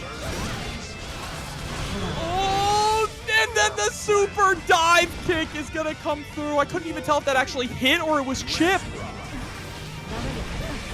Oh no. Okay. Very important swing game here. Do not want to be in a moment in a situation where you have to find 2 games in a row against either of these opponents now. And GCYOSHI trying to state his case, trying to get out of this one early. Yeah, nice stagger there, or stop with the 2P, I should say. Gets the guard crush. JS is going to connect. Straight into the install super. Oh, but broke the wall before the head came through. Oh, there you go. Oh my god. The combo breaker. GCYOSHI going up 2-1. 1 game away from top 8 winners. Dude. Top 8 winners. GCYOSHI might be the sickest stuff ever. Classified needs 2 in a row. More than capable, and has shown mastery of the matchup in a bunch of degrees already. It's just, can we piece all these puzzle pieces together? I feel like a lot of the individual pieces that are required to make this matchup work have been demonstrated by Classified, even there with like a spacing trap with the Tatsu, but it's just, we haven't been able to piece them all together. Even in the game that we won, it felt like it was very close in a lot of moments, and we just couldn't quite get our whole game plan together. Let's see. Got a good start now. But the JP, again, just, it's so hard to keep GCYOSHI grounded. You just can't. Well, I mean, like, you can, but, like, you like, corner required. Speaking of the corner, here we go. YRC comes out. Spiral arrow is blocked. Stealing turn after turn here with those plus frames. Nice DP connects. Classify was trying to go for those DPs. That, in the game that we won, we were landing a lot of them, right? But then GCYOSHI was doing a good job of cutting the air dashes short, cutting that far slash short too. Oh my god, almost cutting the rest of his life short there. Blue beat, and we just mashed 2P. GCYOSHI's a crazy person. One round away here from getting to top 8 winner side with Bedman.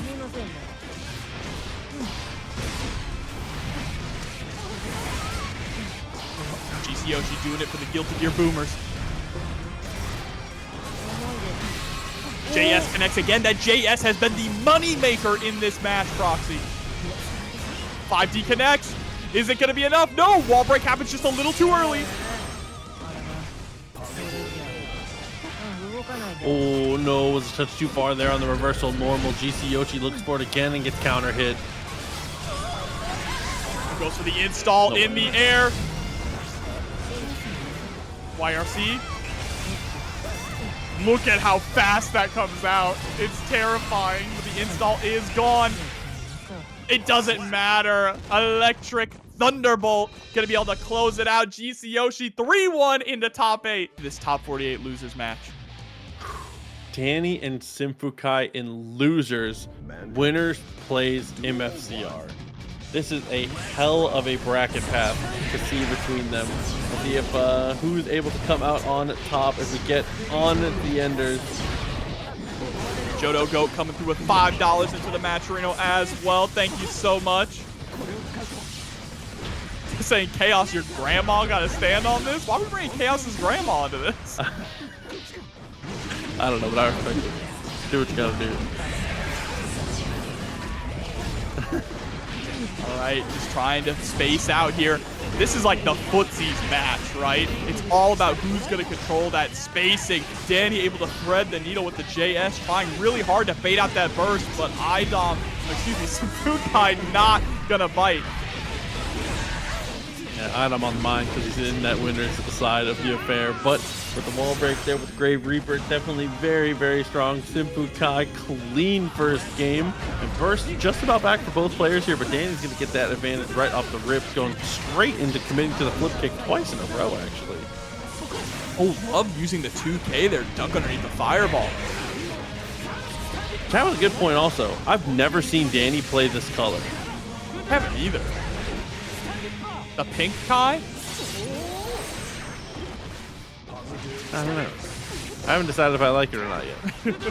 5K though, definitely like that, as well as the RC into the JS. Smart stuff once again. Big whiff punish there with the 5H. Yeah, not even getting the wall splat. That's pretty good for Dany. Gonna be able to get another opportunity here to squeeze out even more damage. Smart stuff though, and strong on the defense to not mash into the frame trap, but unfortunately there the super ends up being just the frame trap we needed here. Heavy fireball and the opportunity to maybe go for the chip, but instead it's just gonna be a tap dust little bop on the head. Dany's gonna lock down game 1. Maybe it's like a strategy thing, because this Kai color kind of makes him blend in a little bit with the stage when you get to, like, you know, certain sides of it. You know, the two worst instances of that of all time. One is in White Blaze... Sato on the snow stage. Oh no, that one was really bad. In Blaze Blue Cross Tag battle, Dark Blue Carmine, you couldn't see any of the blood on the ground. Shout outs as tech. That's objectively the best color. Reminds me of a white Bedman on the Bedman stage. The sigils, like, you cannot see because they just blend in with the white background. Not possible. Touched too far a couple times in a row. Still okay though. Dashed up and then able to find it. Arbiter sign a little too low on the fireball, but that's okay. Still able to apply the same state afterwards. Great Reaper coming through. Nice, sending out the vapor thrust. 5K delay into the far slash, gonna connect. There's the RC. Tries to go for the heavy stun edge for the juggle, but nice burst there from Sim.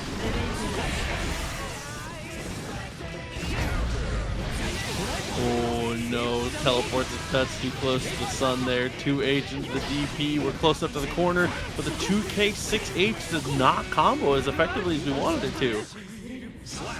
That doesn't matter though. Tap does. It fixes everything. It's your best mix-up. It's your best damage. It's fine. And everyone's got it.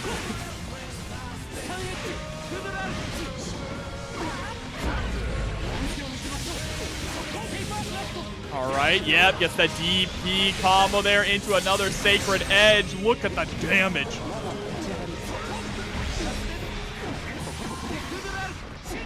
Arc plus frames. Too far away though. The FD, not gonna matter, runs right into the far slash, and Dany El Maza going up 2-0. And Loki kind of speed running this one. This has been pretty tough. Dany has just been so correct so many times. I feel like it's less bad decisions from SYMPHUUKAI and more Dany just being right over and over, right? I mean, those two can be hand in hand, one and the same, but it just feels like with the type of choices that Dany's making. You know what I mean? Yeah, I know exactly what you mean. Dany is just very solid at fundamental decision making and seems to really have this matchup locked down as well. When it comes to the Fireball game, Dany is one of the best Kais to do it, and you can see him really leaning into the Fireball game here against Testament. Oh, love the jump scare with the flip kick attempt. SYMPHUUKAI still content to block though. Way to deal with the tap dust a couple times in a row. He recognizes that was going to be too far. Nice spacing. Great patience here from Dany as well.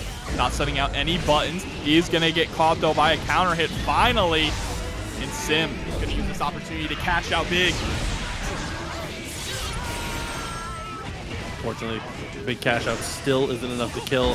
Dany wakes up teching, but we low profile the fireball. SYMPHUUKAI reads that one like a book and is able to get back in this one step at a time. It's all it takes.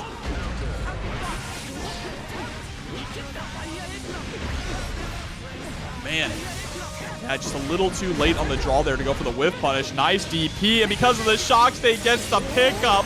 Big damage because we canceled early on into the super.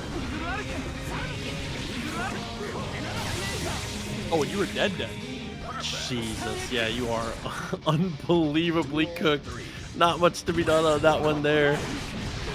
Oh. Again, going a little bit of damage here. Dany obviously on set point now.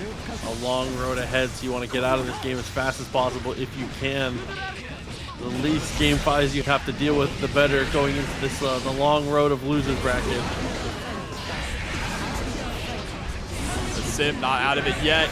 Slowly but surely trying to gain control, but Dany able to flip over the Grave Reaper and slide under the Unholy Diver.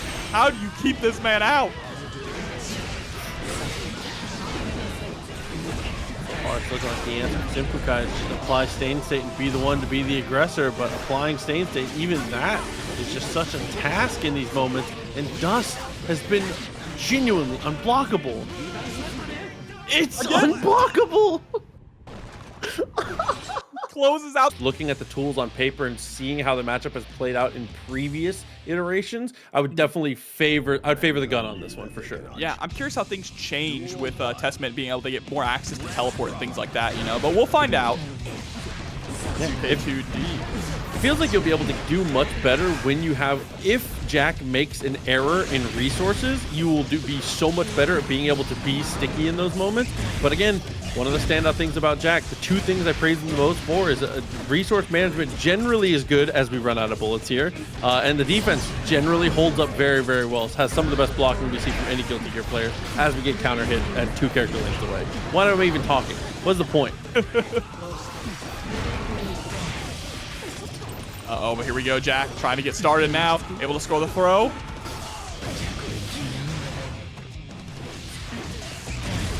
And that's going to be the first round.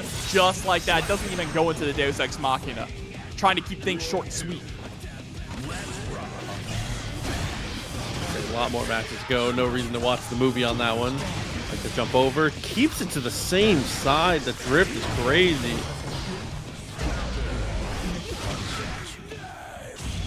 Into the Deus Ex Machina, and so far Jack is in full control. We saw a little hints of of offense there from iDom in the first round, but this one has been all Jack, scoring a perfect to close out game 1. Somebody in chat is saying that these two played previously a couple weeks ago, and apparently it was 3-0 Jack in their previous set. Okay. Well, let's see if we're going to get a repeat of that, or if iDom has learned a little bit from that previous loss. It's tough because even if you watch, because Jack is one of those players where there's infinite footage to watch him play. If you really wanted to go for an insane download, you could. And even with all of that information, all the stuff you would be able to watch to download the playstyle here, the defense is still so good that it doesn't. I don't know. He just adapts so well on the fly that I don't know how much your research would help you at certain moments. Yeah, I feel like it doesn't matter how much you watch the tapes, it's not going to prepare you for the real thing. Yeah. Quick reload there, goes for the hop over. Dude, the Goomba Stomp is just so good on this patch. It feels like that tool has opened up an entire new side of mix-ups for Happy Chaos. And closing out another round here, just dominating.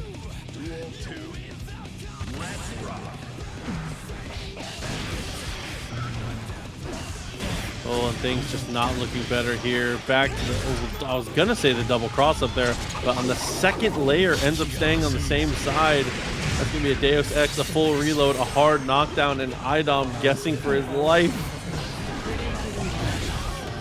Yeah, trying to send out a Grave Reaper, but still, teleport just stalls the gunshot a little bit there, and Jack with a quick 2-0. What does iDom do here to come back? Honestly, it feels like another one of those situations where it just we're not being able to turn any of this defense into offense here. Jack is so careful in these moments to, you know, stay aggressive enough to where you have to continue to make your mental stack is never being relieved. You are always making snap decisions, but you are never having opportunities to be able to turn those snap decisions into something more. Yeah, that, you know what? You are completely correct about that. And you have to turn them into something more. And we're making that swap over to Eno now to try and get that opportunity. This is the original character for iDom here. Definitely has a ton of hours on the character, but we'll see if it ends up being a better matchup already. Find a little bit of the high-low action working out, but, you know, not too consequential as Jack's able to find the counter hit in response, find the roll through, and reposition well. Jack still on the offense. First comes out from iDom. Able to get a dive in.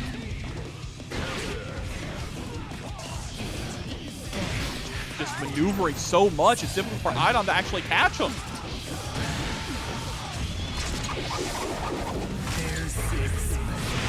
Oh, with the Deus Ex to cook up. Jack just continuing to roll. Nothing seems to slow this guy down. Big opportunity for iDom here.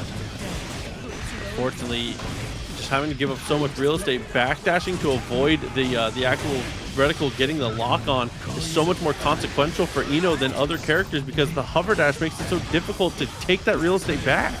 Yeah, and you see that iDom was scoring some of those 2S's, right? But again, Eno has to be closer to the opponent. Getting the tip of 2S isn't going to really get much for you. A pixel of life, a burst.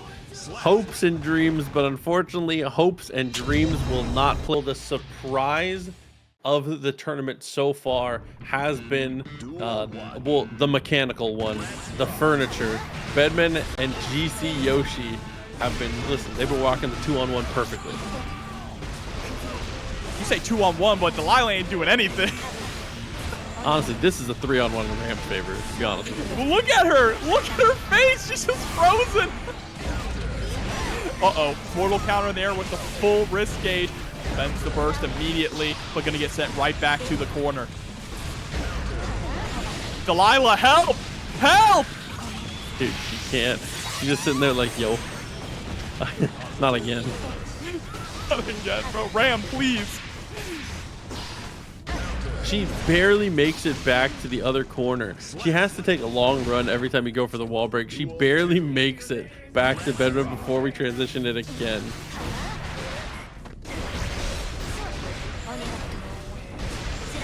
Yeah, too early to call right now, but GCYOSHI in game 1 is having to make major adjustments to the pressure. Seems to be layer 1 here. I mean, SQ's offense has just been unstoppable, but GCYOSHI, maybe we can string some unstoppable. This might turn into one of those first knockdown wins type of sets if we have offense like this from both players. Possibly, yeah. I think it's also a little bit more difficult for GCYOSHI in neutral because Ram just has such big buttons, right? You're not able to really comfortably play that neutral game, and especially with that downward sword and the 6P, it's harder for GCYOSHI to actually stay in the air as often too. Absolutely agreed with the wall break there. Motobato takes the lead on life. GCYOSHI does have meter though. 5D connects, first comes out. 100 meter indeed, Proxy, but how are we going to spend it? Install in the skies. Way to consume. Lightning doing a pretty decent job there. Blocks the cross-up. What kind of defense does SQ have? Just blocking bed slam after bed slam, spends another install to try and get something started. 6P, the windshield wipers catching the backdash. Oh, dude. SQ with phenomenal defense through the entirety of that game. Just especially in round 3, being able to weather the storm, the bed slams into the fuzzies left and right, everywhere in between, somehow finds a way to block everything, turn offense back on its head, secure that first game. SQ trying to be the one to knock Jack off his throne. Now GCYOSHI finally able to get that JS. JS was the money maker in so many sets tonight because of that vacuum effect. Slash hit. And look at this. GCYOSHI in the driver's seat, hitting the pedal to the metal. Counter hit. Spend the RC? No, wants to hold on to it for the mix. Oi, but this time the double overhead does actually find its mark. It's as effective as it's ever been. GCYOSHI, we've seen, regardless of all the praise we've given to SQ here, when GCYOSHI finds a hit, finds a knockdown, we're able to convert those to full rounds potentially here. So another one of those matches where a lead is not quite a lead here, but you know, we're getting closer and closer to it as SQ continues to harass. I mean, look, Proxy, you understand. Big body, big problems, right? Especially in the corner. You would think all the big guys who are specialized in CQC canonically wouldn't just get mauled in CQC, you know what I mean? Look at the wrist gauge. It is blinking, able to block everything. He's blocking, but you gotta do something. You gotta swing back eventually. Yeah, what's next is the question here. Still has burst, might have to just spend it on God. block. Eventually, finally finds the hit. That was the longest sequence of blocking I've ever seen in Strive. Like, what do you do? So the play is don't get put in the corner. A solid strategy, Jobbert. You got a Metafy? Yeah, I got you, bro. That one's free though. Oh, use the fireballs here. Love I'm those little DMing cancels. GCYOSHI right now. Uh-oh, there it is. Game's over. I respect the Nice call, but no. backdash on the rocks. Yeah, does get the counter poke here and finds the throw. Trying to throw back into the corner too. Okay, a little bit at a time. We're here. We're dead, actually. Yeah, GCYOSHI gonna tie it up 1-1.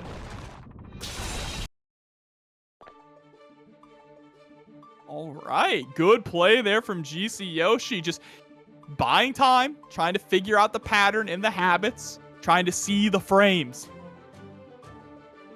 See the frames is too hard, man.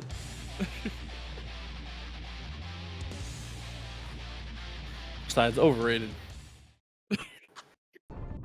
Frame data is overrated for sure. You could play Guilty Gear on 5, you know what I'm saying? It is definitely the game where you absolutely can play about this. Feel like one of them games. Close after the error, chooses to go straight back to the zoning game. Sword absolutely returns. That's one of the downfalls, I think, of GCYOSHI's gameplay into SQ. But it's been working out as we've gotten a little more aggressive. But if GCYOSHI plays the normal game plan of I'm a chill over here, SQ, all the consequence of throwing the swords kind of goes away. But there we go, another high-low.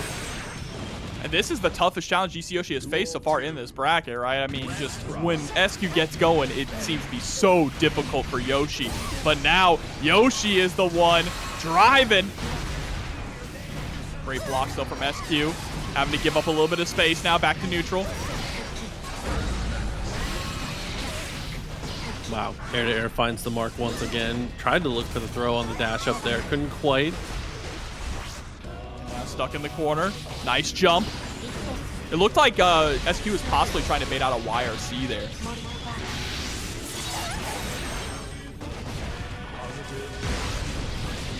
Deflect shield. Yeah, deflect shield against Ram is not the best option, especially when she has sword. Yeah, a lot of times you can just react with the sword though, or it'll just be something that you already naturally buffered in your options, just like that. Actually coming out from SQ. And the sword throw beats the super attempt as clean as a whistle. Jesus, I did not expect that to go that much in Ram's favor. Now let's see if SQ can get the lead. This is the tug of war round. One of the most important rounds in the set. Big pickup there from GCYOSHI and a big burst bait far slash into the 2H all the way to the corner. Yeah, you don't want to break the wall too early. Ooh, but off the high-low, gets the RC. Should be just enough. If we get the wall stick here, I do believe a pixel of life left. SQ somehow still alive. Oh, deflect shield whiff. But here we go. Install. Oh my god. Installed while she was whiffed and then blasted her. It just explodes full screen. Spontaneous combustion as GCYOSHI makes it 2-1 now, is one game away from winners finals here. We talked about it. When we saw these two in the bracket, we said that full bias, it was the match we wanted to see. If GCYOSHI wins this, we get that match in winners finals. SQ still plenty of time to adapt here. Obviously, world-class player in her own right. All right, first, spent a little bit on both sides here, fully from GCYOSHI.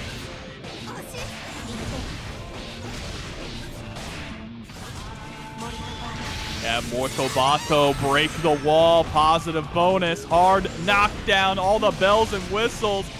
Oh, wow. I crossed up? That didn't seem fair. That doesn't seem super fair. IED into the JK, definitely a cute idea. Mash that 2P and commits to the fireball afterwards. Air dash across, but SQ is ready, not only with the 6P, but the tap dust on the follow through. SQ looking incredibly strong, renewed vigor in game 4. Yeah, just dominating round here. Let's see if we're going to keep that momentum going into this next one. I like the placement of the 6P that we saw. If we get more of those 6Ps, it could be very dangerous for GCYOSHI. Just use the wall assault as a pseudo dash. Good enough. If it's a situation where you can't comfortably Beyblade or you need a different amount of scaling your damage, it definitely works out well. Here we go, wall break, Mortobato, absolutely. Get that knockdown. We're going to be able to push GCYOSHI all the way into the corner once again. Now, how is he going to escape? Oh, he's not. Okay, first seems to be the only option to be able to get out of that one. 100 meter. We might be seeing an install very soon. Or we just see the burst. Ooh, baits out the throw. Very nice. And it's going to be able to close out the round. Set point for GCYOSHI, one away from winners finals. As Impurist Club comes through with a raid. Thank you so much. Ooh, fireball attempt before. Not going to work out in that moment here. High-low game also not going to find its mark. A little tough. Now locked down in the corner, but with no resources this time to get out. Only your ingenuity does get clipped by the Rekka into the fully charged dust, and that's going to send you right through the wall. But no hard knockdown here. It's back to neutral. Plenty of life in the situation as well, but now YRC is so smart, negates the high-low. I actually love the idea here. And Slam crosses up into the pickup. proxy. If he can get to the wall, that's gonna be it. GCYOSHI moves on to winners finals to face Jack. Oh, you want some about good matches? We're about to see people explode here. Goldlewis Dickinson versus Slayer. It's time to get things started. Lolo and Razzo. Right away, almost securing the full jump in there, but it's okay. We find the sweep. IBFD though, very, very good in this matchup. You have to know how to get those blocks and get them pushed away from you, or you will get mauled by the vampire. Oh my god, the invincibility. No! Wow, was able to recover in time after setting out the drone. That's crazy. That, please FD, please FD, Razzo. That and the drone being able to take a little bit extra damage off of that too. That is such a terrible situation to have to put up with as Pac-Man coming through with a $10 direct contribution, puts us up to $217.82. Thank you very much for that very generous donation. Thank you. I love that use of 2S you just saw from Lolo as well to stuff Razzo trying to go for a dandy step. Oh my god. Far slash, that's +4. It's +4, baby. The infinite. Wow, and 5K beats the forbidden tri-jump there. We're going to go straight in. Super map 100. Be able to get the hard knockdown again. Cross up. Free. Safe jump option there. Great block on the overhead, but oh my lord. This is so dangerous. Razzo sitting on this meter, but how? Oh, the burst, but doesn't get an opportunity to spend it. Yeah, getting it back a touch. Not quite in time there. So we'll see now. Lolo. Yeah, kind of rolling. And Black Rage rolling through with the $5 into the match arena as well. Thank you for the support. 222.82 in the match arena. Duel 1. Let's rock. Bro, Goldlewis is just telling Slayer, get back in the coffin. He's the one person that he's like, what are you doing out? Get back in here. And Slayer's like, bro, it's enrichment time. Close slash. Look at that, dude. Come on. Enrichment time, bro. What is he, a dog? He's enjoying himself. Oh my god, you cannot tell me that's not enrichment time. Yeah, that Hand of Doom perfectly placed. Uh-oh. I think you've recovered, right? Maybe?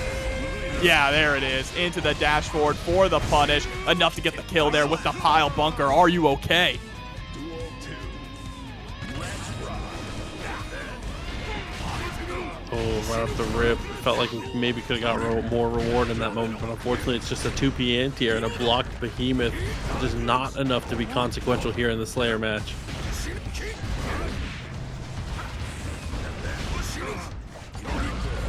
Oh, JD is going to connect.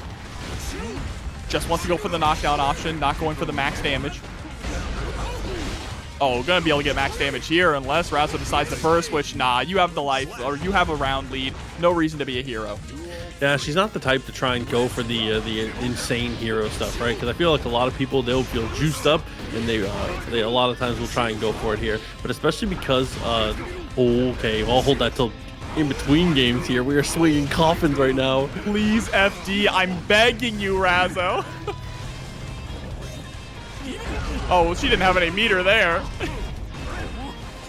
Now sliding on in, blowing up the 6K with the JD. Ooh, smart jump away and a better stop sign. Holy moly. I was going to mention, though, that one thing you have to think about as Slayer, I almost like Goldlewis, as Slayer in this matchup is that because of a lot of your combo routes are going to juggle in the mid screen, you're not going to get positive bonus active as often if you're being optimal with your damage. So it's a little more costly for you to spend it in super aggro ways like that than other characters. Because again, if you're looking to optimally two-touch people, you are not generating a positive bonus off of it. Yeah, no, not at all. And the fact that, I mean, even for Goldlewis, he doesn't have to spend the 50 meter to actually get the kill at this point, right? He just has access to the security gauge. It's just more tension for him when it comes to the Behemoth Typhoons. Oh, but nice pick up there. Super Mappa Hunch to get the hard knockdown. Razzo usually likes to go for safe jumps after this. But this time just goes for a double teleport forward and a 2P. Okay. R/2H is going to be able to connect. Getting a clean round there with a perfect.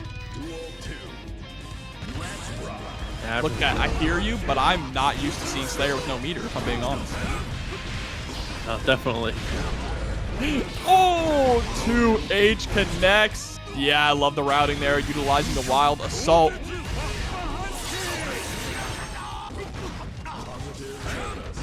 Ooh, okay.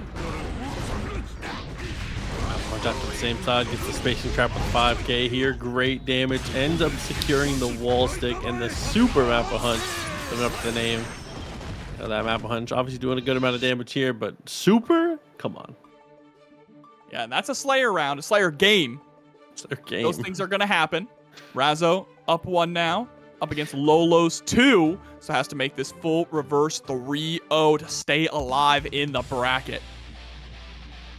I mean, that's the reality of your situation. You are a robbery character playing against a robbery character. You have to understand that it is going to happen, right? Like that's a part of the mental for you. That's awkward. They both walk into the bank at the same time.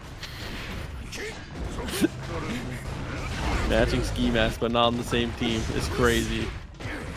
I like the use of Hand of Doom there. Of course, Slayer now gets a little bit more of the front-loaded moving backwards there on the backdash.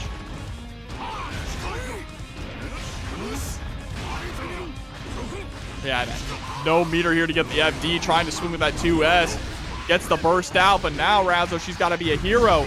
Bloodsucking Universe, 2P stuffs the dandy step. Oh my, and another coffin swings by. I do like how we're being a little more reserved on spending our security gauge in certain moments here, but already definitely looking good for Razzo, trying to make this comeback here, trying to stay in it and stay relevant. Damage is going to be great, but Lolo still alive and still on set point. The JS. Oh no. This is huge now for Lolo. Has Razzo locked down here in the corner.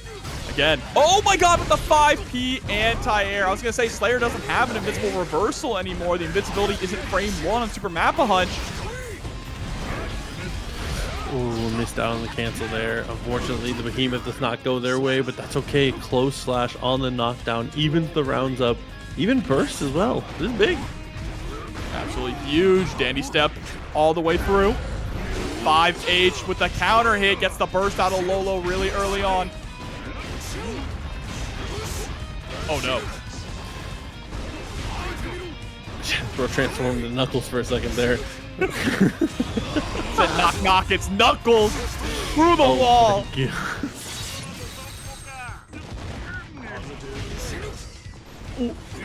That's too far. It's okay. Wow, what a jumping decision there. And Razzo has burst, but opts out of using it there, whether it's just missed execution of timing it poorly against that last Behemoth or just letting it ride. That's unfortunate to see. 1 or 2 patches or versions of patches. I feel like the game overall has been pretty balanced for a decent amount of time, which has been a lot of fun. Every character feels like they have a good enough shot to win. We've got 2 characters, 2 of the characters that are best at being able to generate those wins, in Johnny and Leo up next. Oh, Misfinder get punished? Rare.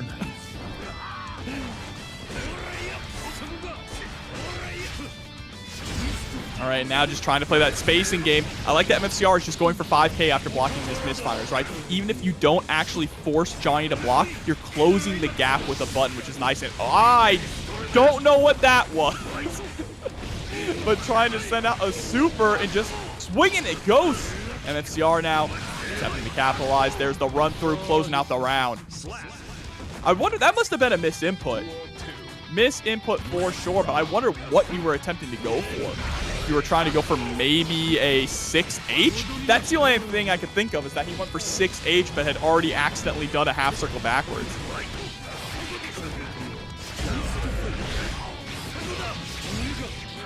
But MJ not letting that round phase him at all. What's his name, chat? Gets the wall break, the hard knockdown. All the extras. but the YRC comes out from MFCR. Into a throw. Classic. 2D, 2D, DP. Vintage Leo.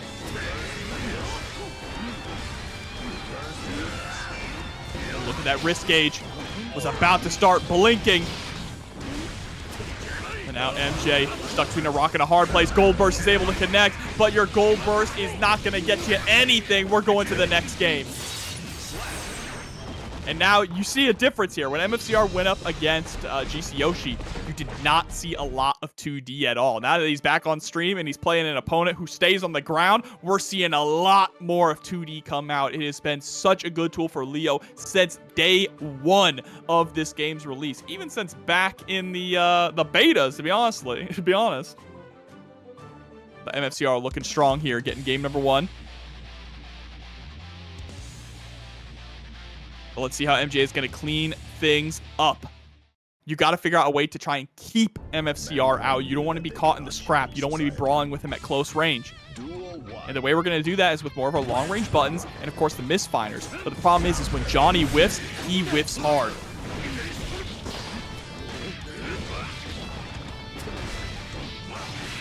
Nice. Locking into the 5K.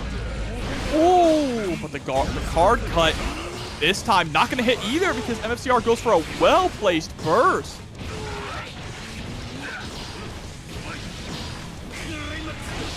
There we go with the reversal, blowing up the back turn H.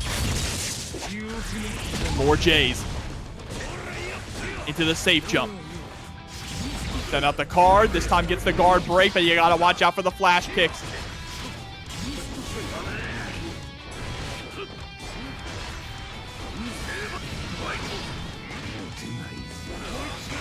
Scoop into the RC. MJ looking to try and close out this round, but not able to get a 2K. Unfortunate drop there. MFCR starting to run away with this. If he can get up 2-0, it's going to be really difficult here for MJ. We've seen a couple of reverse 3-0s so far tonight. How often can these players pull it off?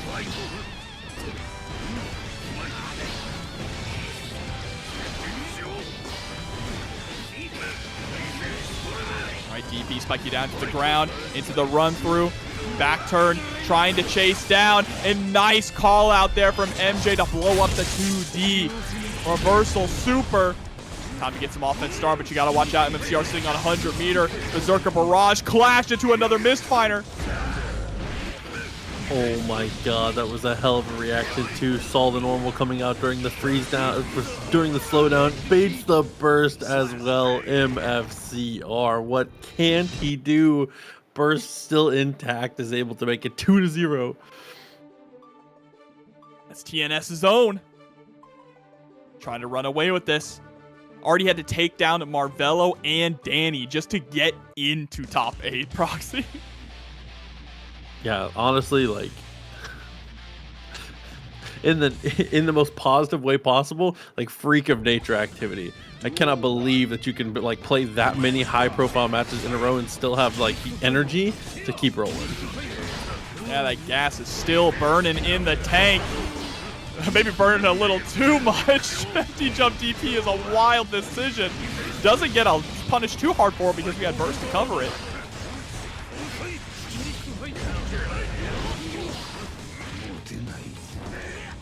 Back throw. There we go. Fast RCs for the instant overheads. Ooh, leg checked. 2D trades. Oh my god, it anti-airs. The run through just connects on the same side. But that's a tough one for sure. Just buffering the parries, seeing what you can get. I definitely respect it from MFCR, but it doesn't work out.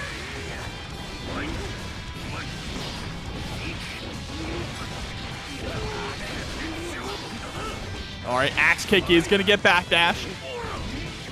Clean sequence, but unfortunately gets tossed right back into the corner again. Nearly coast to coast there from MFCR.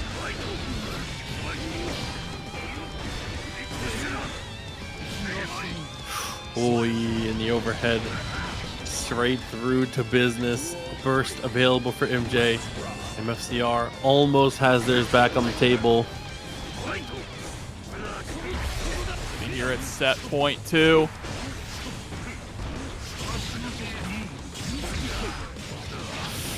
Oh no, from bad to worse here for MFCR. As you said, you pointed it out so accurately. There have been a lot of reverse 3-0s tonight. MJ would not be the first and probably not the last. We'll have to see though. Still has to close up this round, and MFCR has the opportunity here. Burst is still available.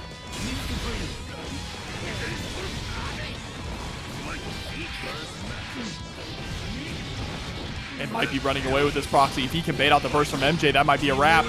But again, blowing up back turn H with the super. He's been consistently doing that. Oh my god, what a run underneath. Yeah, you have to burst there.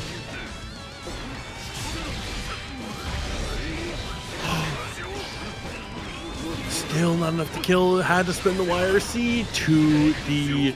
Oh my god. MFCR when the game's on the line. Just... Arbiter Signs, I think, is going to be the play for iDom here. One of the nice things too is that anytime you're against a character who's tall enough to where if you throw Arbiter Sign, not Arbiter Sign, if you throw the Crow without needing them to be, without needing like the Succubus there to angle it downwards, if you're tall enough to just perceive the Crow on normal height, you're cooked. It's like it is the Hugo getting hit by upward Sagat fireballs while crouching syndrome. Yeah, for sure. Or the Goken medium fireball. And look at that chase down though. iDom running a marathon just to catch Lolo. Now scores the knockdown.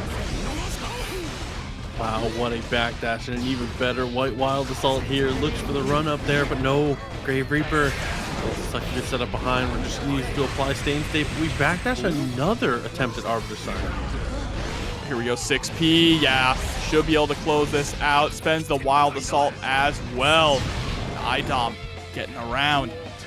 Straight to the next one.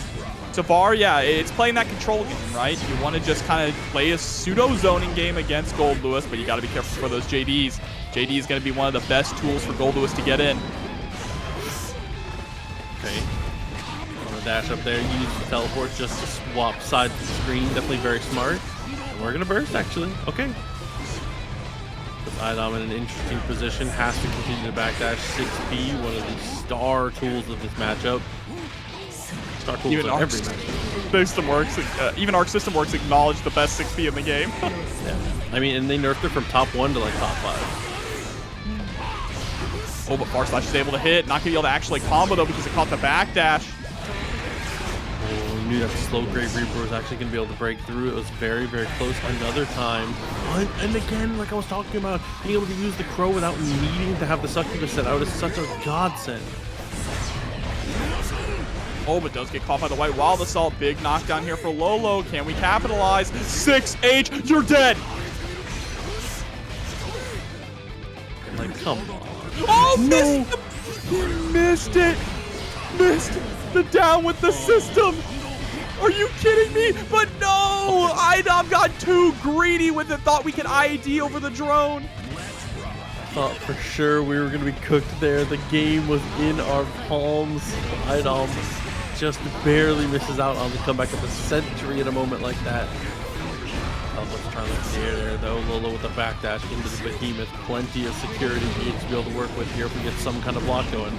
But that was a misinput there on Behemoth Typhoon. We accidentally got the jump. Hits the low this time. Oh my god.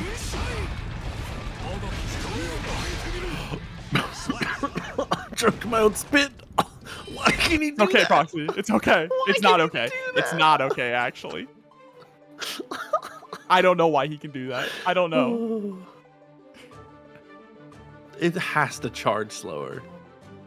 He gets it back so fast. That's the problem. It needs to charge slower or it needs to have more scaling. One or the other.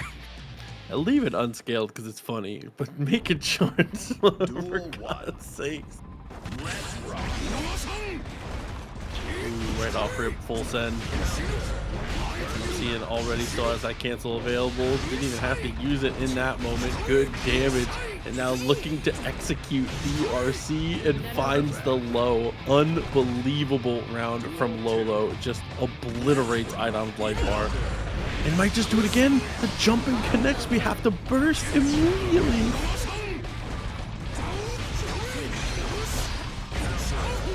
White Wild Assault, we get to the corner, we swing at the coffin, we close the game. Lolo with the fastest second game I think I've ever seen in my life. Oh my god. That wasn't a 20-second round, that was a 20-second game. Jesus Christ. So it's at the average low tier. I can't even see what that's in reply to. Duel 1. Because now you're tripping. Let's rock. Overhead attempt right off the rip. Looking for that chip as we always do. 2S to try and preemptively stop some of these potential dashes forward. I feel like if you're in the camp of iDom here, you're not too worried about moving forward. You're worried about preserving this life bar. Double Behemoth finds the mark again, and Lolo might just close it right here, right now. It's round start jumping again. I've seen this movie before, chat.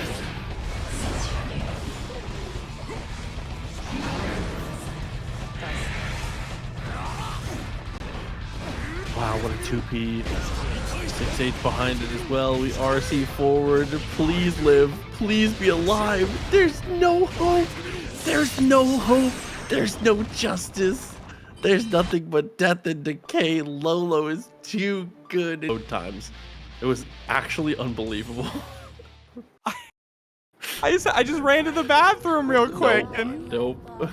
I was like, I got plenty of time. No, you do not. Oh my god. Yeah, okay, well, what I was about to say about this match before we got into it is these two did actually play at a TNS pretty recently here. SQ, I believe it was a week 2.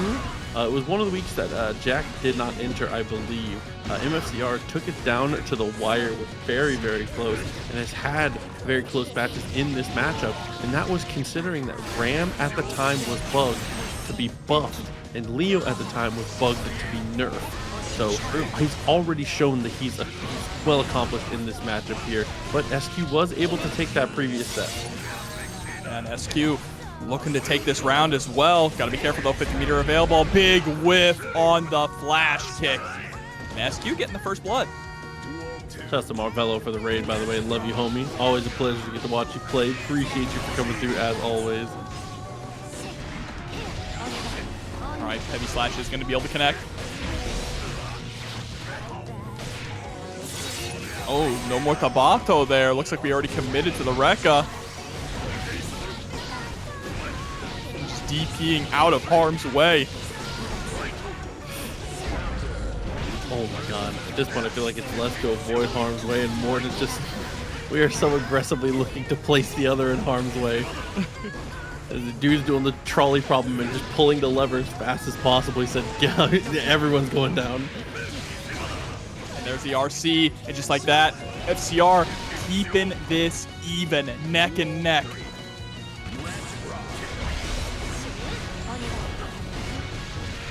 Just block was good to not get pushed backwards. Didn't have to deal with the threat of the explosion, but it's not going to matter for MFCR. Dribble combos in the corner. We go for the guard break, and the overhead is blocked though. Oh, roll through is also grabbed. Great defense here from SQ. She's always had such solid fundamentals when it comes to defense here. And now turning the tables. What a reward.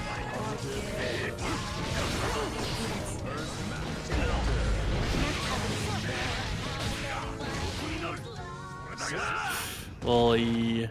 And with the Rekkas coming through, MFCR gets put down on that one. SQ looking very, very strong and looking in control. You know, get out of that first game pretty effectively. Yeah, the winner of this gets to go on to face Lolo. That's quite the reward. That's... I know that we're a full game past it, but I cannot stress enough that that game 2 of that set was maybe, load times included, the fastest game of Guilty I've ever seen. I can't believe I missed it. I'm a little sad now. Yeah, listen, don't worry. VOD will be uploaded soon. But also one thing I want to point out as we go into this match here with how neck and neck MFCR and SQ have been, not a single match so far in top 8 has gone to game 5. Just an interesting thing to note.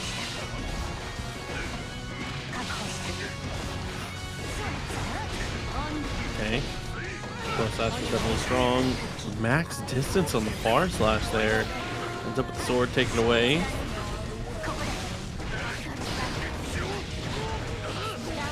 Oh, nice challenge on the axe kick, the 2K. What a press. And gonna be able to close out the round here. SQ, she is feeling herself, Proxy.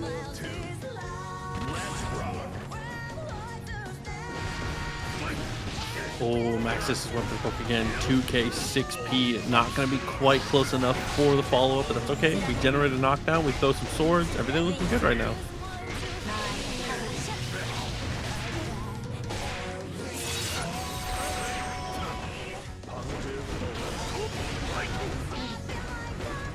Harassment back turn K. Finally able to score the overhead. No meter though to be able to break the wall, so has to settle for going back to neutral. Oh, that's just one of the strongest possible round start openings that we see on these resets. Is that S sword though into the PRC forward? It feels like it just covers just about everything. I haven't seen anyone really effectively deal with it past just FDing and hoping. I mean, even covering a whiff throw like that is insane, and that puts SQ firmly up 2-0 against MFCR. Pretty convincingly, too. Like, we've seen sparks of offense and sparks of really good plays from MFCR, but he hasn't been able to consistently keep it going, right? Really was only able to get that one solid round in game number 1. He's got to put mustard on the beat, bro. Not like this, brother.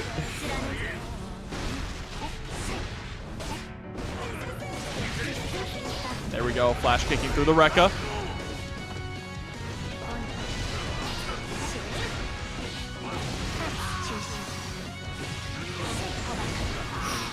Ooh, okay. Just gonna push through after the sword explosion. Very nice. Clean connection on the DP, trying to fight back out of the situation. As you said, it hasn't been a game 5 yet, so statistically, SQ's got this in the bag. Just how long can MFCR fight for? In theory. Oh, I like throwing out the 5D there. That was a very expensive mix-up, but might actually end up working out. Back turn P for the anti-air and MFCR, squeeze it out around.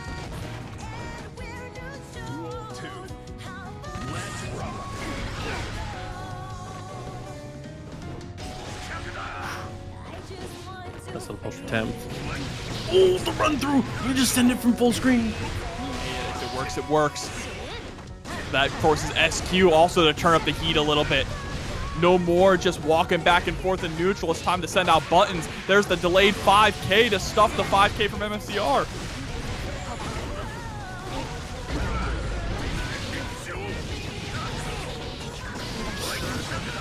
Oh, overhead connects, gets the 2H afterwards, looks for that little dash forward, trying to steal the room. MFCR about to put a game on the board. Here comes the super, of course. With the amount of meter we have, we've got to send it. Yeah, and it's going to be able to close out the round there. Doesn't even need the wall break. That's one game on the board now for MFCR. Shouts to Sifi Productions for the raid. Appreciate ya. Welcome. Y'all are just in time for some losers quarters action here on Monday Night Strive. Yeah, MFCR trying to make this reverse 3-0. In the early stages of this tournament, we saw a ton of reverse 3-0s, but I mean, like you said, in the later stages of things, they haven't quite been able to muster up the momentum to get to that point. SQ gonna try and stop the snowball here. MFCR with not too much momentum yet, but it gets out of control faster than you'd expect. And that could be where it starts to spiral out of control. One solid flash kick. SQ, what a trade! Gets the burst out of MFCR.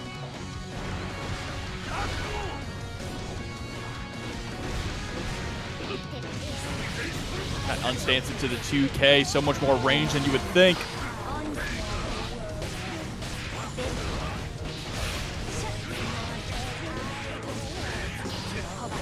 I like going for that turnaround there because it means that Ram is closer to her sword on the way back. Definitely agreed. Just blocks, just barely gets the block there, but it's okay. Guard point stance, MFCR, good damage, not enough though. An SQ with all that meter, no way to really safely apply any pressure afterwards. So MFCR just jumps away and sends the flash kick, but we burst now. JH into the RC, too far away though for the 5K. That would have been it to close out the round, Proxy. Blocks the run through, sends the burst. Both of them spending everything to stay relevant in the match. And wow, SQ, what a dash up throw in a moment like that with the chips are down. Yeah, dash up throw trying to beat out that flash kick, right? That's probably what she was expecting to come through on the gap.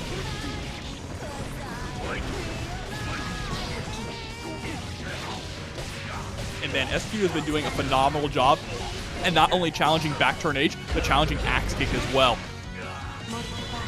More Tabato, break the wall, hard knockdown. Set point here, threatening to eliminate MFCR and his tournament run. He's hanging on though, fighting back. Overhead connects into the 5K, 6K. Mix one more time, through the wall with the super. Just with a pixel though. How do they keep surviving, Jobber? Oh my god. Just to be flash kicked straight after. MFCR isn't out of the woods yet. Taking a big chunk of damage before spending that burst, and SQ is looking fully healthy. She is super happy to just sit here, weave back and forth until the sword comes back. And more Tabato here, breaking the wall. It's all going downhill, Proxy.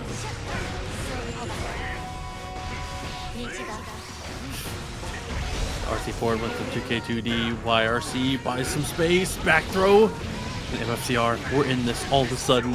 This has gone from a pipe dream to suddenly a very reasonable situation. 100 meter on this side though, Mortabato, of course it's Mortabato, you have to know.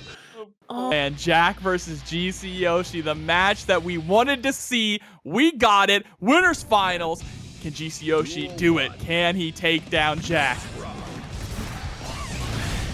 We'll see. Obviously, one of the tough parts about this matchup is going to be just the playstyle conflict between these two. Both defensive players who are incredible on defense, but very different styles of affecting offense between the two characters. Obviously, Bedman kind of gets their maul on, is better in the corner, and has opportunity to be able to just blow games out of proportion. And Happy Chaos, a jack of all, really can start a mix from anywhere. All they need to do is put a single normal on you.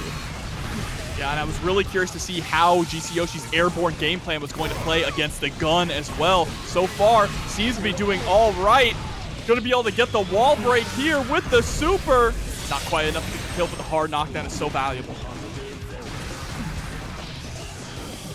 Challenge here with the 2P. Gotta be careful though when you have the gun out. The B-drill stinger is gonna be so effective.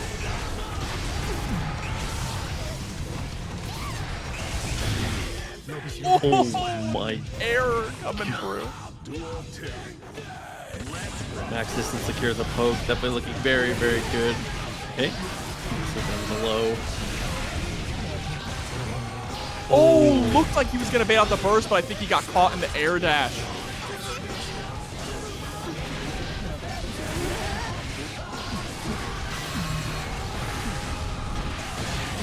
Oh no, overextended with the jump, putting himself into the corner. That is scary. Deus Ex Machina is going to get all the bullets back and a hard knockdown.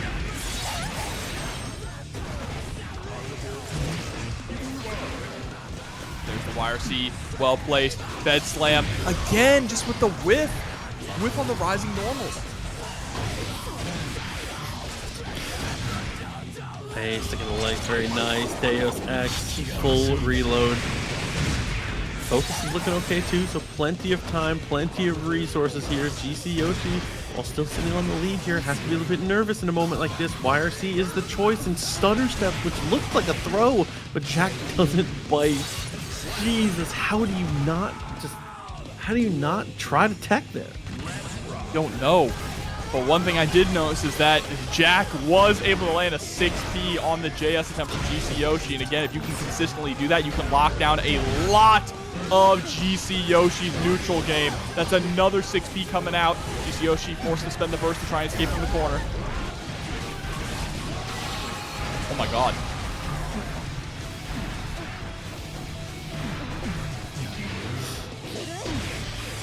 Oh, okay. K2D into the taco, looks to hop over, keeps it same side. Dude, the head stomp into the same side has not been blocked a single time today. No, it's just such a nasty mix-up. But Wild Assault, again, just trying to keep pressure going. But Jack is able to weather the storm. Out of focus, down to 1 bullet. This is when GC Yoshi can capitalize, but gets clipped by the 5D. And that should be the round. No! That was so smart from Jack. Recognizing that Bedman is a bigger body character, has a little bit more defense. The wall was going to splat a little too early, and we would go back to neutral one more time, so just let the combo drop.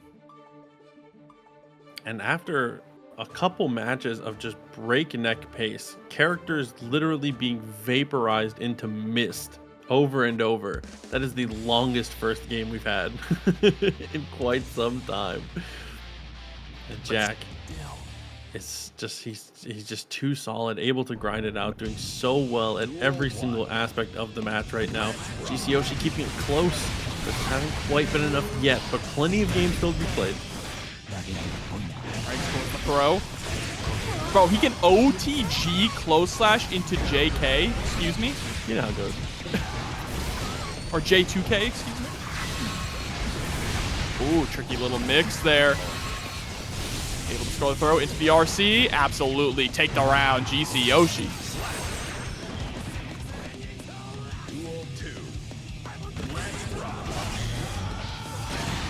Ooh, gets a flip in the air-to-air situation by the JP, and just like that, you're about to get sent through the wall.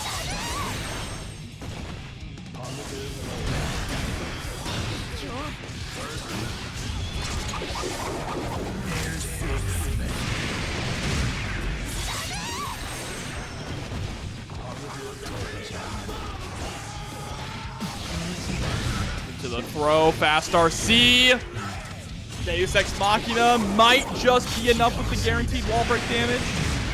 And even if it's not, full focus, full bullets, of course we just run up, but yeah, even with the BRC there, BRC is a good idea to be able to have some momentum if Jack mistimes, but that relying on a Jack mistake is just not a viable strategy a lot of the time. I know Jack is the final boss right now of North American Guilty Gear.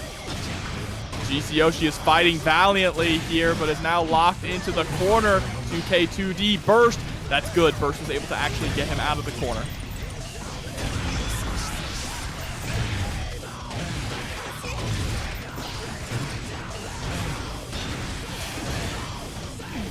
Oh, okay. Go back, that's definitely worked out. I love the reposition here. GC Yoshi still doing a great job in these moments of being able to get out of the corner now and just continuing to trap Happy Chaos. Jack not able to escape in a couple of these moments in a row and finally finds the connection, and look at the damage we earned for it. What? The bounce with the far slash? That was crazy. But did you see how much it took just to open up Jack? How often are you going to be able to get that done? There we go. Gets it and gets a game. GC Yoshi tying it up 1-1. Hey, apparently that's all we need. Again, that's one thing you always have to consider about these matchups here is that, like I laid out right at the beginning, while Happy Chaos is a jack of all who excels at mix-ups at any portion of the screen, you cannot discount the fact that Bedman's potency doubles, triples when you're cornered. It is unbelievable the situations this character puts you in when you have no real estate to move backwards on. When pushback's not a factor, your life is forfeit. Absolutely, and man, GC Yoshi has the crowd behind him. Proxy this chat going absolutely wild for the bed.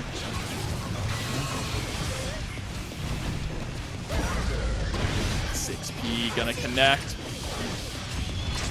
into a Deus Ex Machina. And Jack trying to tell chat it's time to wake up.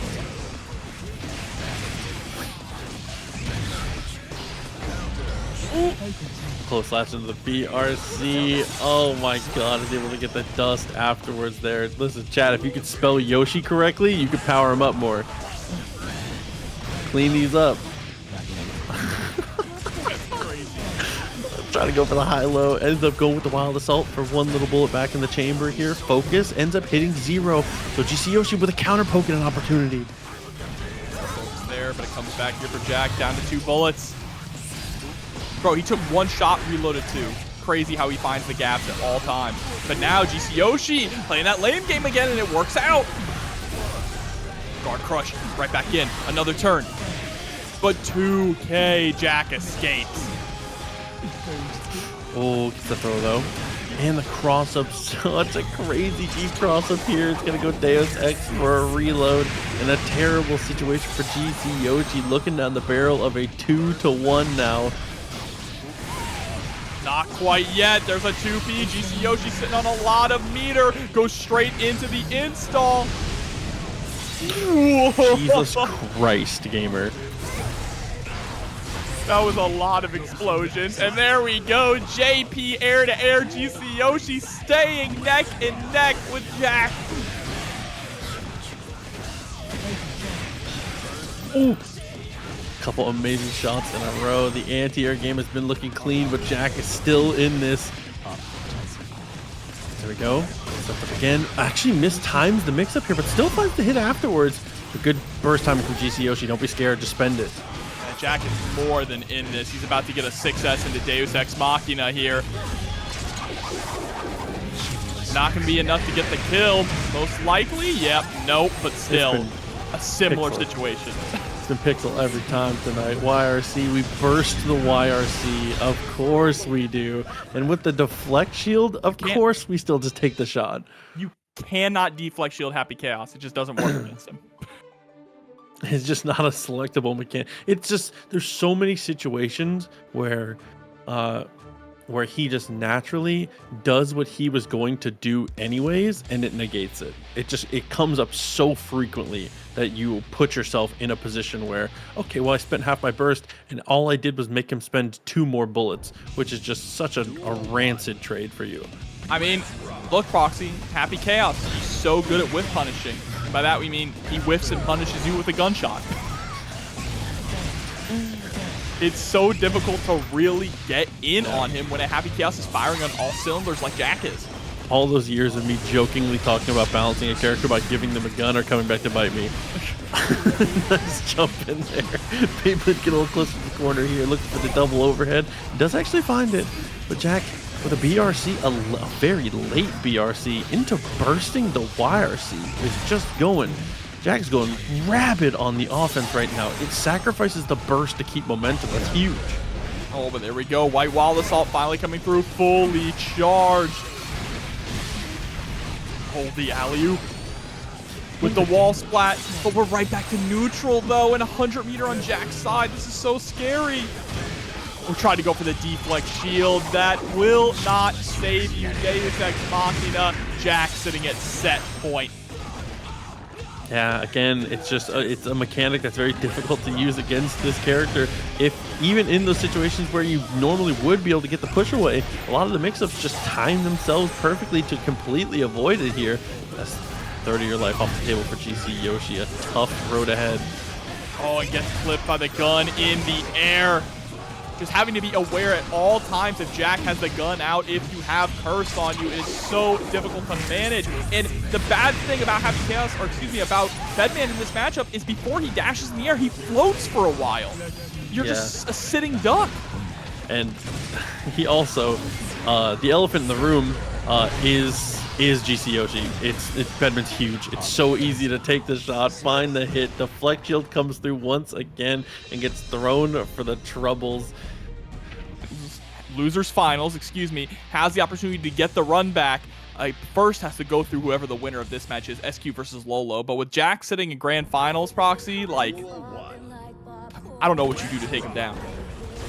I mean, we'll see. These two players, everyone left in this tournament has the capability to win at this point here. Lolo has been the most explosive player of the tournament by a mile. We'll see if we can keep that momentum up. Potentially be able to, make some magic here, or if SQ is going to be able to continue this rampage that we have seen so far. We're able to, get a really good amount of damage in the corner. Doesn't even break the wall either, honestly, for the better. Yeah, you just get to keep Lolo locked down in the corner. Goldlewis has always had a difficult time dealing with Ram swords.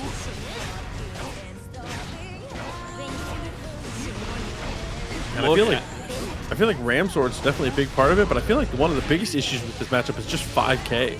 5K has been like it's like the ultimate stop sign to a lot of the different angles that Goldlewis wants to try and take when he does get pushed to the corner. Because it's I feel like in neutral, obviously it's very difficult here, but 5K is like the crux to all of this terrible CQC that Goldlewis just can't deal with. Yeah, because it keeps you at a really solid range. You can harass with 5K outside of 2P range, which is Goldlewis's best reversal button, right? Here we go. JD gets out, gets a knockdown. Counter hit, close slash. Good lord. Off the backboard, but no pickup. Could have actually got the kill there. Jesus Christ. And like I said, the most explosive player we've seen tonight.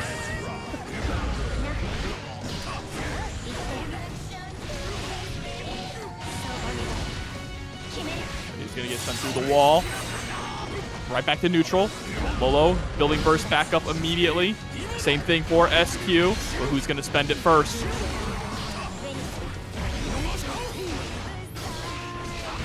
Wow, the wild assault actually hit. Lolo was probably just using the RC to cover for it in case it was blocked. Okay, hold on. Jesus Christ. Yeah, no one's blocking that.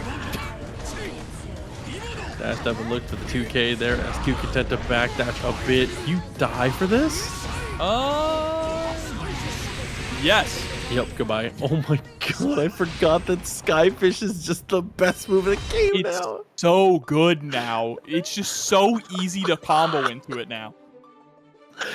Oh my god.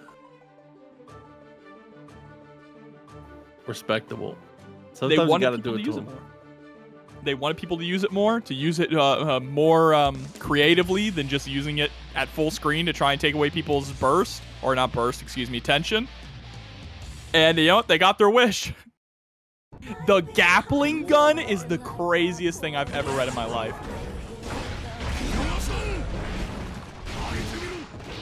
All right, overhead connects.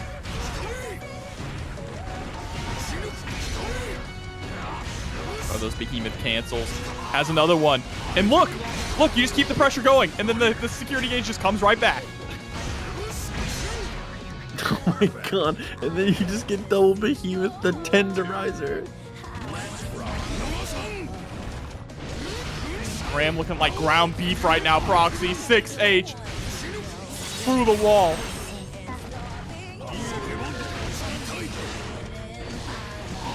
And is this what it was like? Is that what it was like before Proxy? That was just about the same amount of time as game 2 of that other set. That was when your full game is Twitch clip length, you know there's a small problem. They call him Gap Lewis. What a round from Lolo. Lolo has been on fire tonight, capitalizing on every opportunity to cash out on the damage. And now SQ taking a bit of a breather for good reason. You got to make a reverse 3-0 to stay alive in this. Yeah, I mean, SQ was just wandering the streets to be annoyed, and then was approached by the coin flip merchant. And spent all of her money. I ain't gonna sugarcoat it. At the most unfortunate store you could ever run into. Holy moly, Lolo. It just deletes you so quick.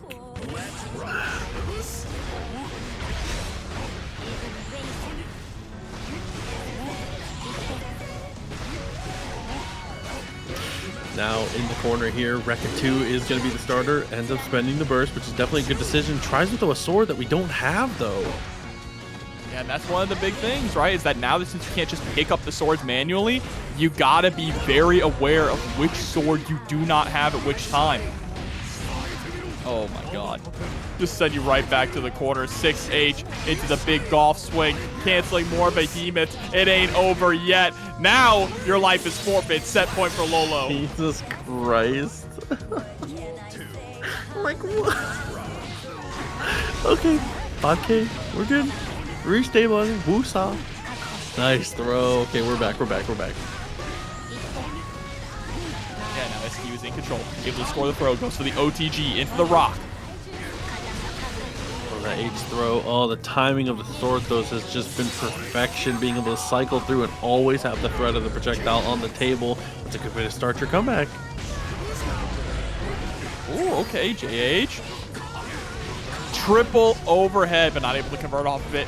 2K into the close slash, canceling Behemoth into Behemoth. But now that security gauge, it's already back. Doesn't matter though, 6P comes through. Crucial 6P there. First available. 6P comes through again, not letting these jump-ins go for free. Gets pushed backwards into the sword explosion, and now more of the same here in the corner. And drop out, but that's okay. With throw. But wakes up with the goal burst. This is a little scary. Uh-oh. A little? No, this is really scary. And it doesn't break the wall. That's even scarier. Good God. Yeah, this could not be worse. Security gauge, of course One more? we do. Of course we do. Of course we do. Again. You look, it's back. It's back. And it's about to be back again. It's infinite. Block string isn't even over. You just... What do you do? Bro, Velo. Okay. It was Marvelo. We saw that match on stream. Yeah, we did. Yeah. Yeah, because I remember I said I pray for your safety, Marvelo. Oh my god. Okay, well, here we go. Maybe more of the same. Battle with the White Wild Salts here right off the rip. We're able to find the knockdown. And now, on to my favorite portion of the stream here, the double Behemoth. Look, chat, I just want to clarify. I think the double Behemoth damage is very fine. I just think the security gauge needs to come back a little slower. He already... Look at the rate at which he gets to swing this coffin. It's insane. You know what? I hate to say it, but maybe, just maybe, it should take the full security gauge to cancel one Behemoth Typhoon.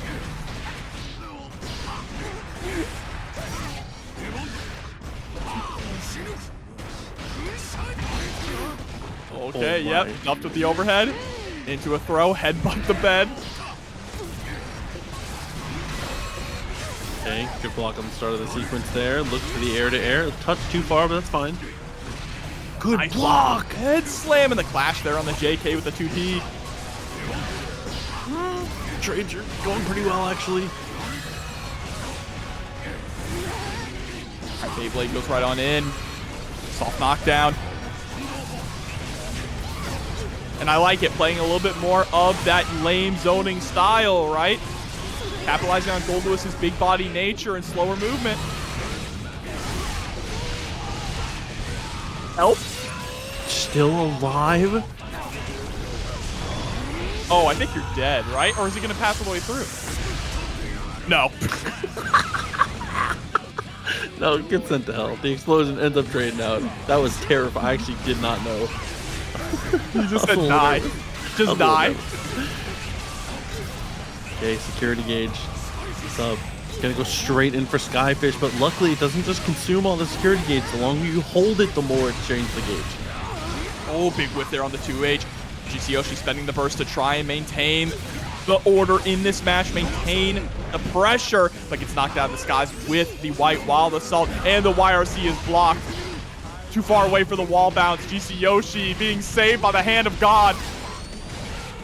Yeah, a little bit of misspacing there on the part of Lolo might end up coming back to bite them a bit here. Oh, so smart, White Wild Assault. Sometimes you forget it's not as broken as it once was, but it's still such an effective tool. And unfortunately here, one piece, one... Bro, that was around the world. One misstep. You let White Wild Assault slip your mind for just a moment, and he just pushes you over. So, one thing I've noticed is watching some of the other Bedman players, of the other Goldlewis players, as we've been in Season 4, is a lot of them have not been as confident with the Behemoth Typhoon cancels as I've seen Lolo this week. Lolo just sends it, and that's so smart. They've been experimenting with it, but they're not just like sending it the way Lolo does. Lolo understands, oh, I could just keep the block string going and I'm going to get half of my security gauge back by the time my block string's over. Or the combo's over. Yeah, like Lolo will send like 8-4-2 like 3 times in a row. and it just is like, what are you gonna do about it? Yeah, and if you know what we always say with Skyfish, give me your meter or give me your life? Yeah, that's just 3 Behemoth Typhoons in a row. Yeah, that was a good backdash though. Being brave in the right places on defense here for sure. All right, with all the overheads.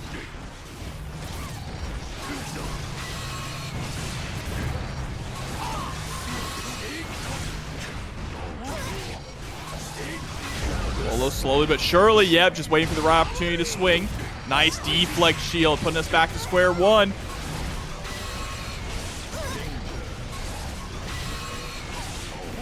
Ooh, okay. Ended up securing on a couple of the blocks that we couldn't quite get all the way through. Yeah, blocking low into overhead that fast between each other is so difficult. And getting uppercutted by the Cryptid for an overhead tap dust, you never see it from Goldlewis, but eventually, you know, it is the best mix-up in the game, so you got to bring it out eventually. Bar slash connects, sends out the bomb. Nice! Empty dash into nothing, into throw. And just, oh, listen, I'm going to show you my own behemoths. Finally does find that touch. Should be just enough, if not a pixel. No, it's the install, actually. Yeah, I think GCYOSHI recognized that Goldlewis just has a little too much defense, so wanted the install instead, but not going to get an opportunity to use any of it. Oh, an ill-advised White Wild Assault in that moment. Doesn't quite find the mark, but we get the throw. This is scary now. Has burst available, but you really don't want to spend it. You need to save it for one more round, but has to. Install time. Play the zoning game. White Wild Assault time. Here it comes. Oh no, but the bionic elbow coming through. Lolo up 2-0. And that's even with an execution error from Lolo. Lolo whiffed a throw while GCYOSHI was in the air and managing his projectiles and kind of getting his bearing. Had an opportunity to get a punish on a missed White Wild Assault from Lolo there, and the opportunity just doesn't come. And then the White Wild Assault doesn't actually connect. Just wasn't ready for the mash afterwards. Yeah, just those scrambly situations. Lolo has been really on top of them. And JD gonna connect. Already strong in the first blood.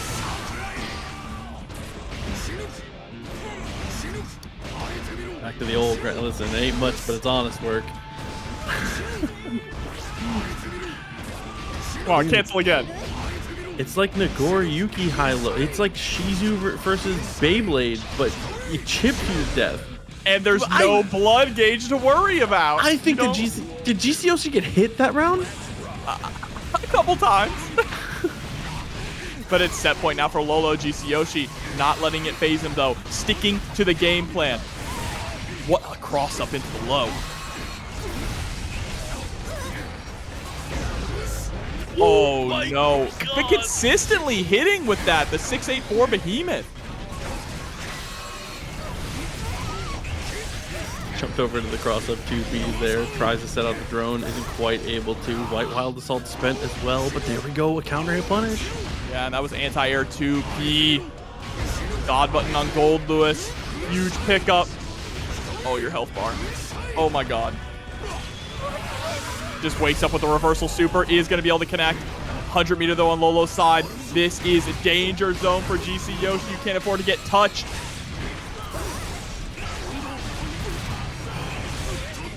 Oh, just in time. Right over the drone. Staying alive barely and keeping the burst. That's the most important thing, is keeping the burst going into this next round. You need it. It's your lifeline. 100% agreed. Lolo has been having some opportunities where the burst has been close, but has been trying too hard to bait it. So GCYOSHI's bought himself a little bit of extra life, in addition to just being able to actually have the get out of jail free card here. But cross up on the block on the first attempt at the cross up there, but the situation afterwards a little too tough to deal with here for Lolo, and now the pressure's on. Oh, she's gonna whiff though. It's the RC. Deflect shield does not matter.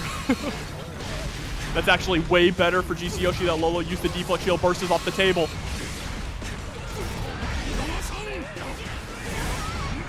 White Wild Assault is blocked. Into the throw. Just one more touch. Sniped out of the skies with the head bomb. GCYOSHI staying alive. Jesus, dude. The momentum for both players is kind of crazy. Lolo getting slowed down just a bit, and GCYOSHI headed down the hill. Picking up a little bit of speed here. Bro, why are people posting chows in the chat? I don't know that I know. Duel 1. Here we go, jumping right into it. Let's see if GCYOSHI can ride this momentum.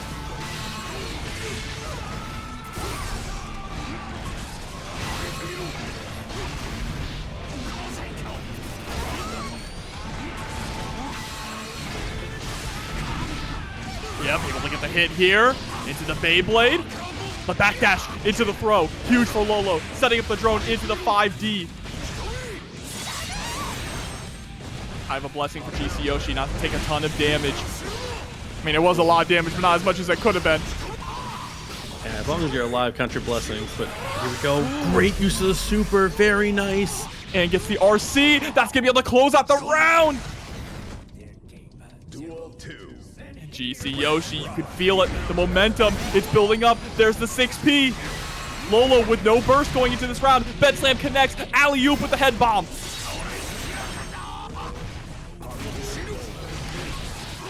Away there. Damage adds up a little bit. There we go. The throw. Still has burst. Spends it a little late. Lolo. Can you rise to the occasion now? The projectile game is adding up a bit too much. The install is going to make it even more difficult, but we've got a coffin and a dream. But unfortunately, it looks like that dream is about to expire as the bomb is just a little too big. And a perfect from GCYOSHI taking this to, if I'm not wrong, I gotta check, the very first Game 5 of Top 8. Update, that's a dart monkey, not a chow. I still don't understand. I don't understand either. Looks like a chow to me. Duel 1. Let's rock. Oh, White Wall assault at Brown Star. Lolo is hungry. Oh, I get it. I like it, chat. Okay. Chucking the behemoths. Everything going from bad to worse here. GCYOSHI with the jump in, though, and delays things just a hair. You know, get back into chucking them darts. Uh-oh. God, so much damage. It's not over yet. Are you kidding me? Set point for Lolo. It's all up to this for GCYOSHI. Is he going to get his run back against Jack, or does it all end here?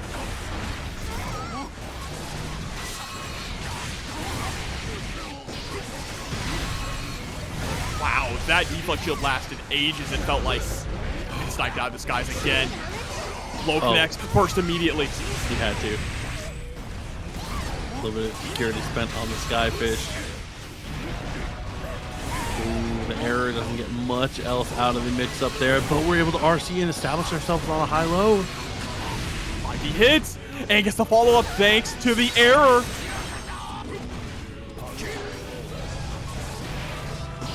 Oh, that would have been horrifying if you landed on the bomb, but this might be even more. Wake up 2P mash. Here we go, burn it down. GCYOSHI gonna have to contend with this, take it to the skies. 2P mash one more time, still not enough to get the kill.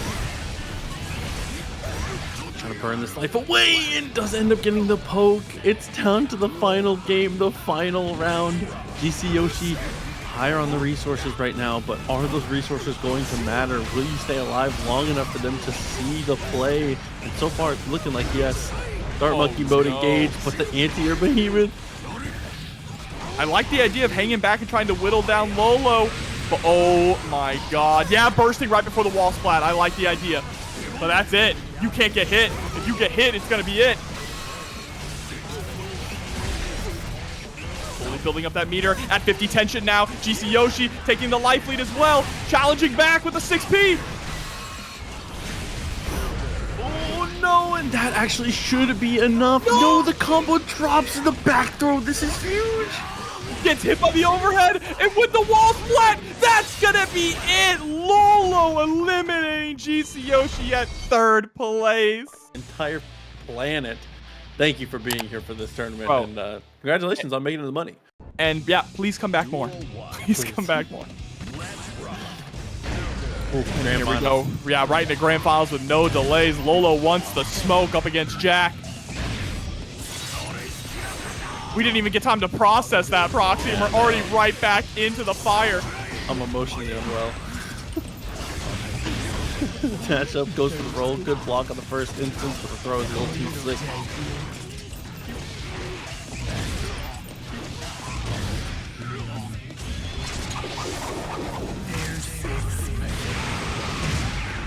X is still not quite enough to kill here. But a very nice situation for Jack as we go for the jump in. YRC pushes away. All right, 2K hits. Nice. There we go into the pistol whip. First round goes to Jack.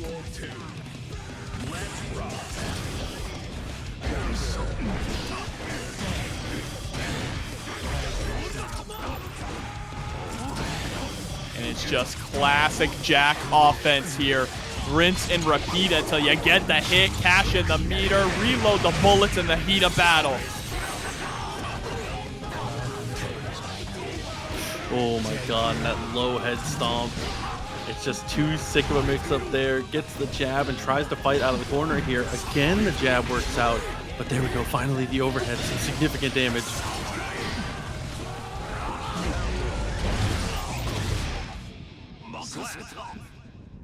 And Jack able to get game number 1 in pretty dominating fashion.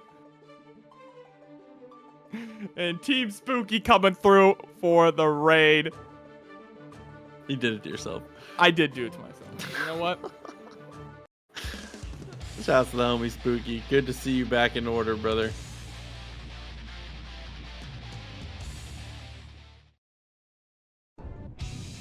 Duel 1. Hey, back into the breach here, Jack. Not done yet. Lolo. Opportunities continue to arise, but offense is just too hard to come by in these moments. Again, the 5P works out well, but we backdash the first attempt at the behemoth in the round. There's the burst. And now Lolo taking to the skies a lot here in this round. Trying to find that one straight hit, and there it is. That's kind of all you need, right? And then you could run that offense, but Jack's defense is phenomenal. You saw that 2K already, so willing to press.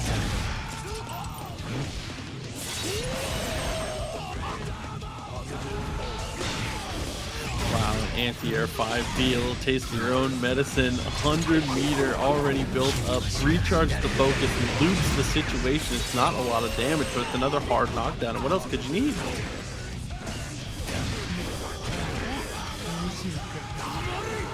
YRC gets blocked into the throw, and what's so smart is that Jack went for the throw there so we could guarantee the fast RC into the close slash to lock out burst.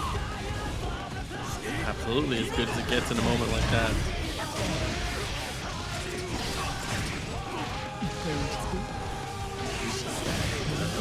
Cross up ends up working out well. We're gonna go straight into Deus Ex.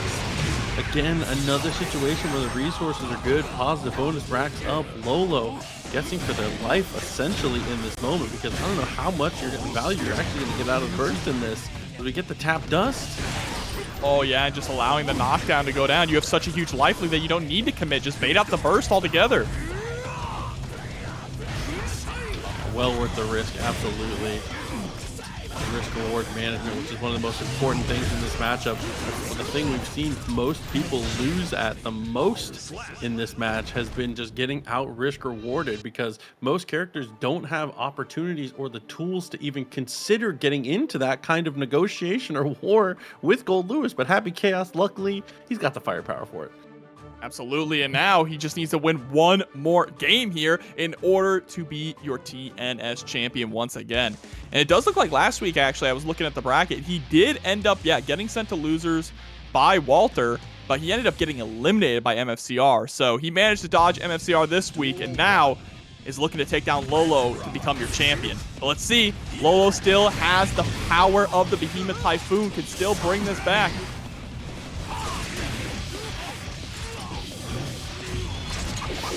Here we go. Once again, after the wall splat here, another sequence. Another day, another dollar. Jack, trying to go for the catch up there. Lolo with a big step backwards, couldn't quite close the distance the way he was looking for it, and that's going to be a throw for Lolo and another opportunity. Oh, but a burst of, wow, okay. Jack feeling confident. I mean, you do have 50 meter, can definitely bring this back. The running start on the overhead into a Deus Ex Machina. It is enough to close out the round. Tournament point now for Jack. Decisive final moment there. 2P, of course we do. Goldlewis, the god normal for him. Into a throw on the Behemoth Typhoon. Okay. Might be time to wrap it up. Yeah, first person we've seen disrespect the Typhoon like that. Just not letting any of those go for free. No turn steals happening, really, when it comes to Jack and the way he's approaching the offense and defense here. Oh no, and pulling the gun there. Gets the quick little reload. Bullets back in the chamber. Another positive bonus, and Lolo, a single decision left for their tournament life. They're like, come on, are you... Jack, you're so good. Wow. Congratulations. Yep. You're disgusting. Oh my God, dude. Why is Jack so good, dude? I don't know, bro. He needs to... I don't know why he's not out here trying to qualify for Arc World Tour.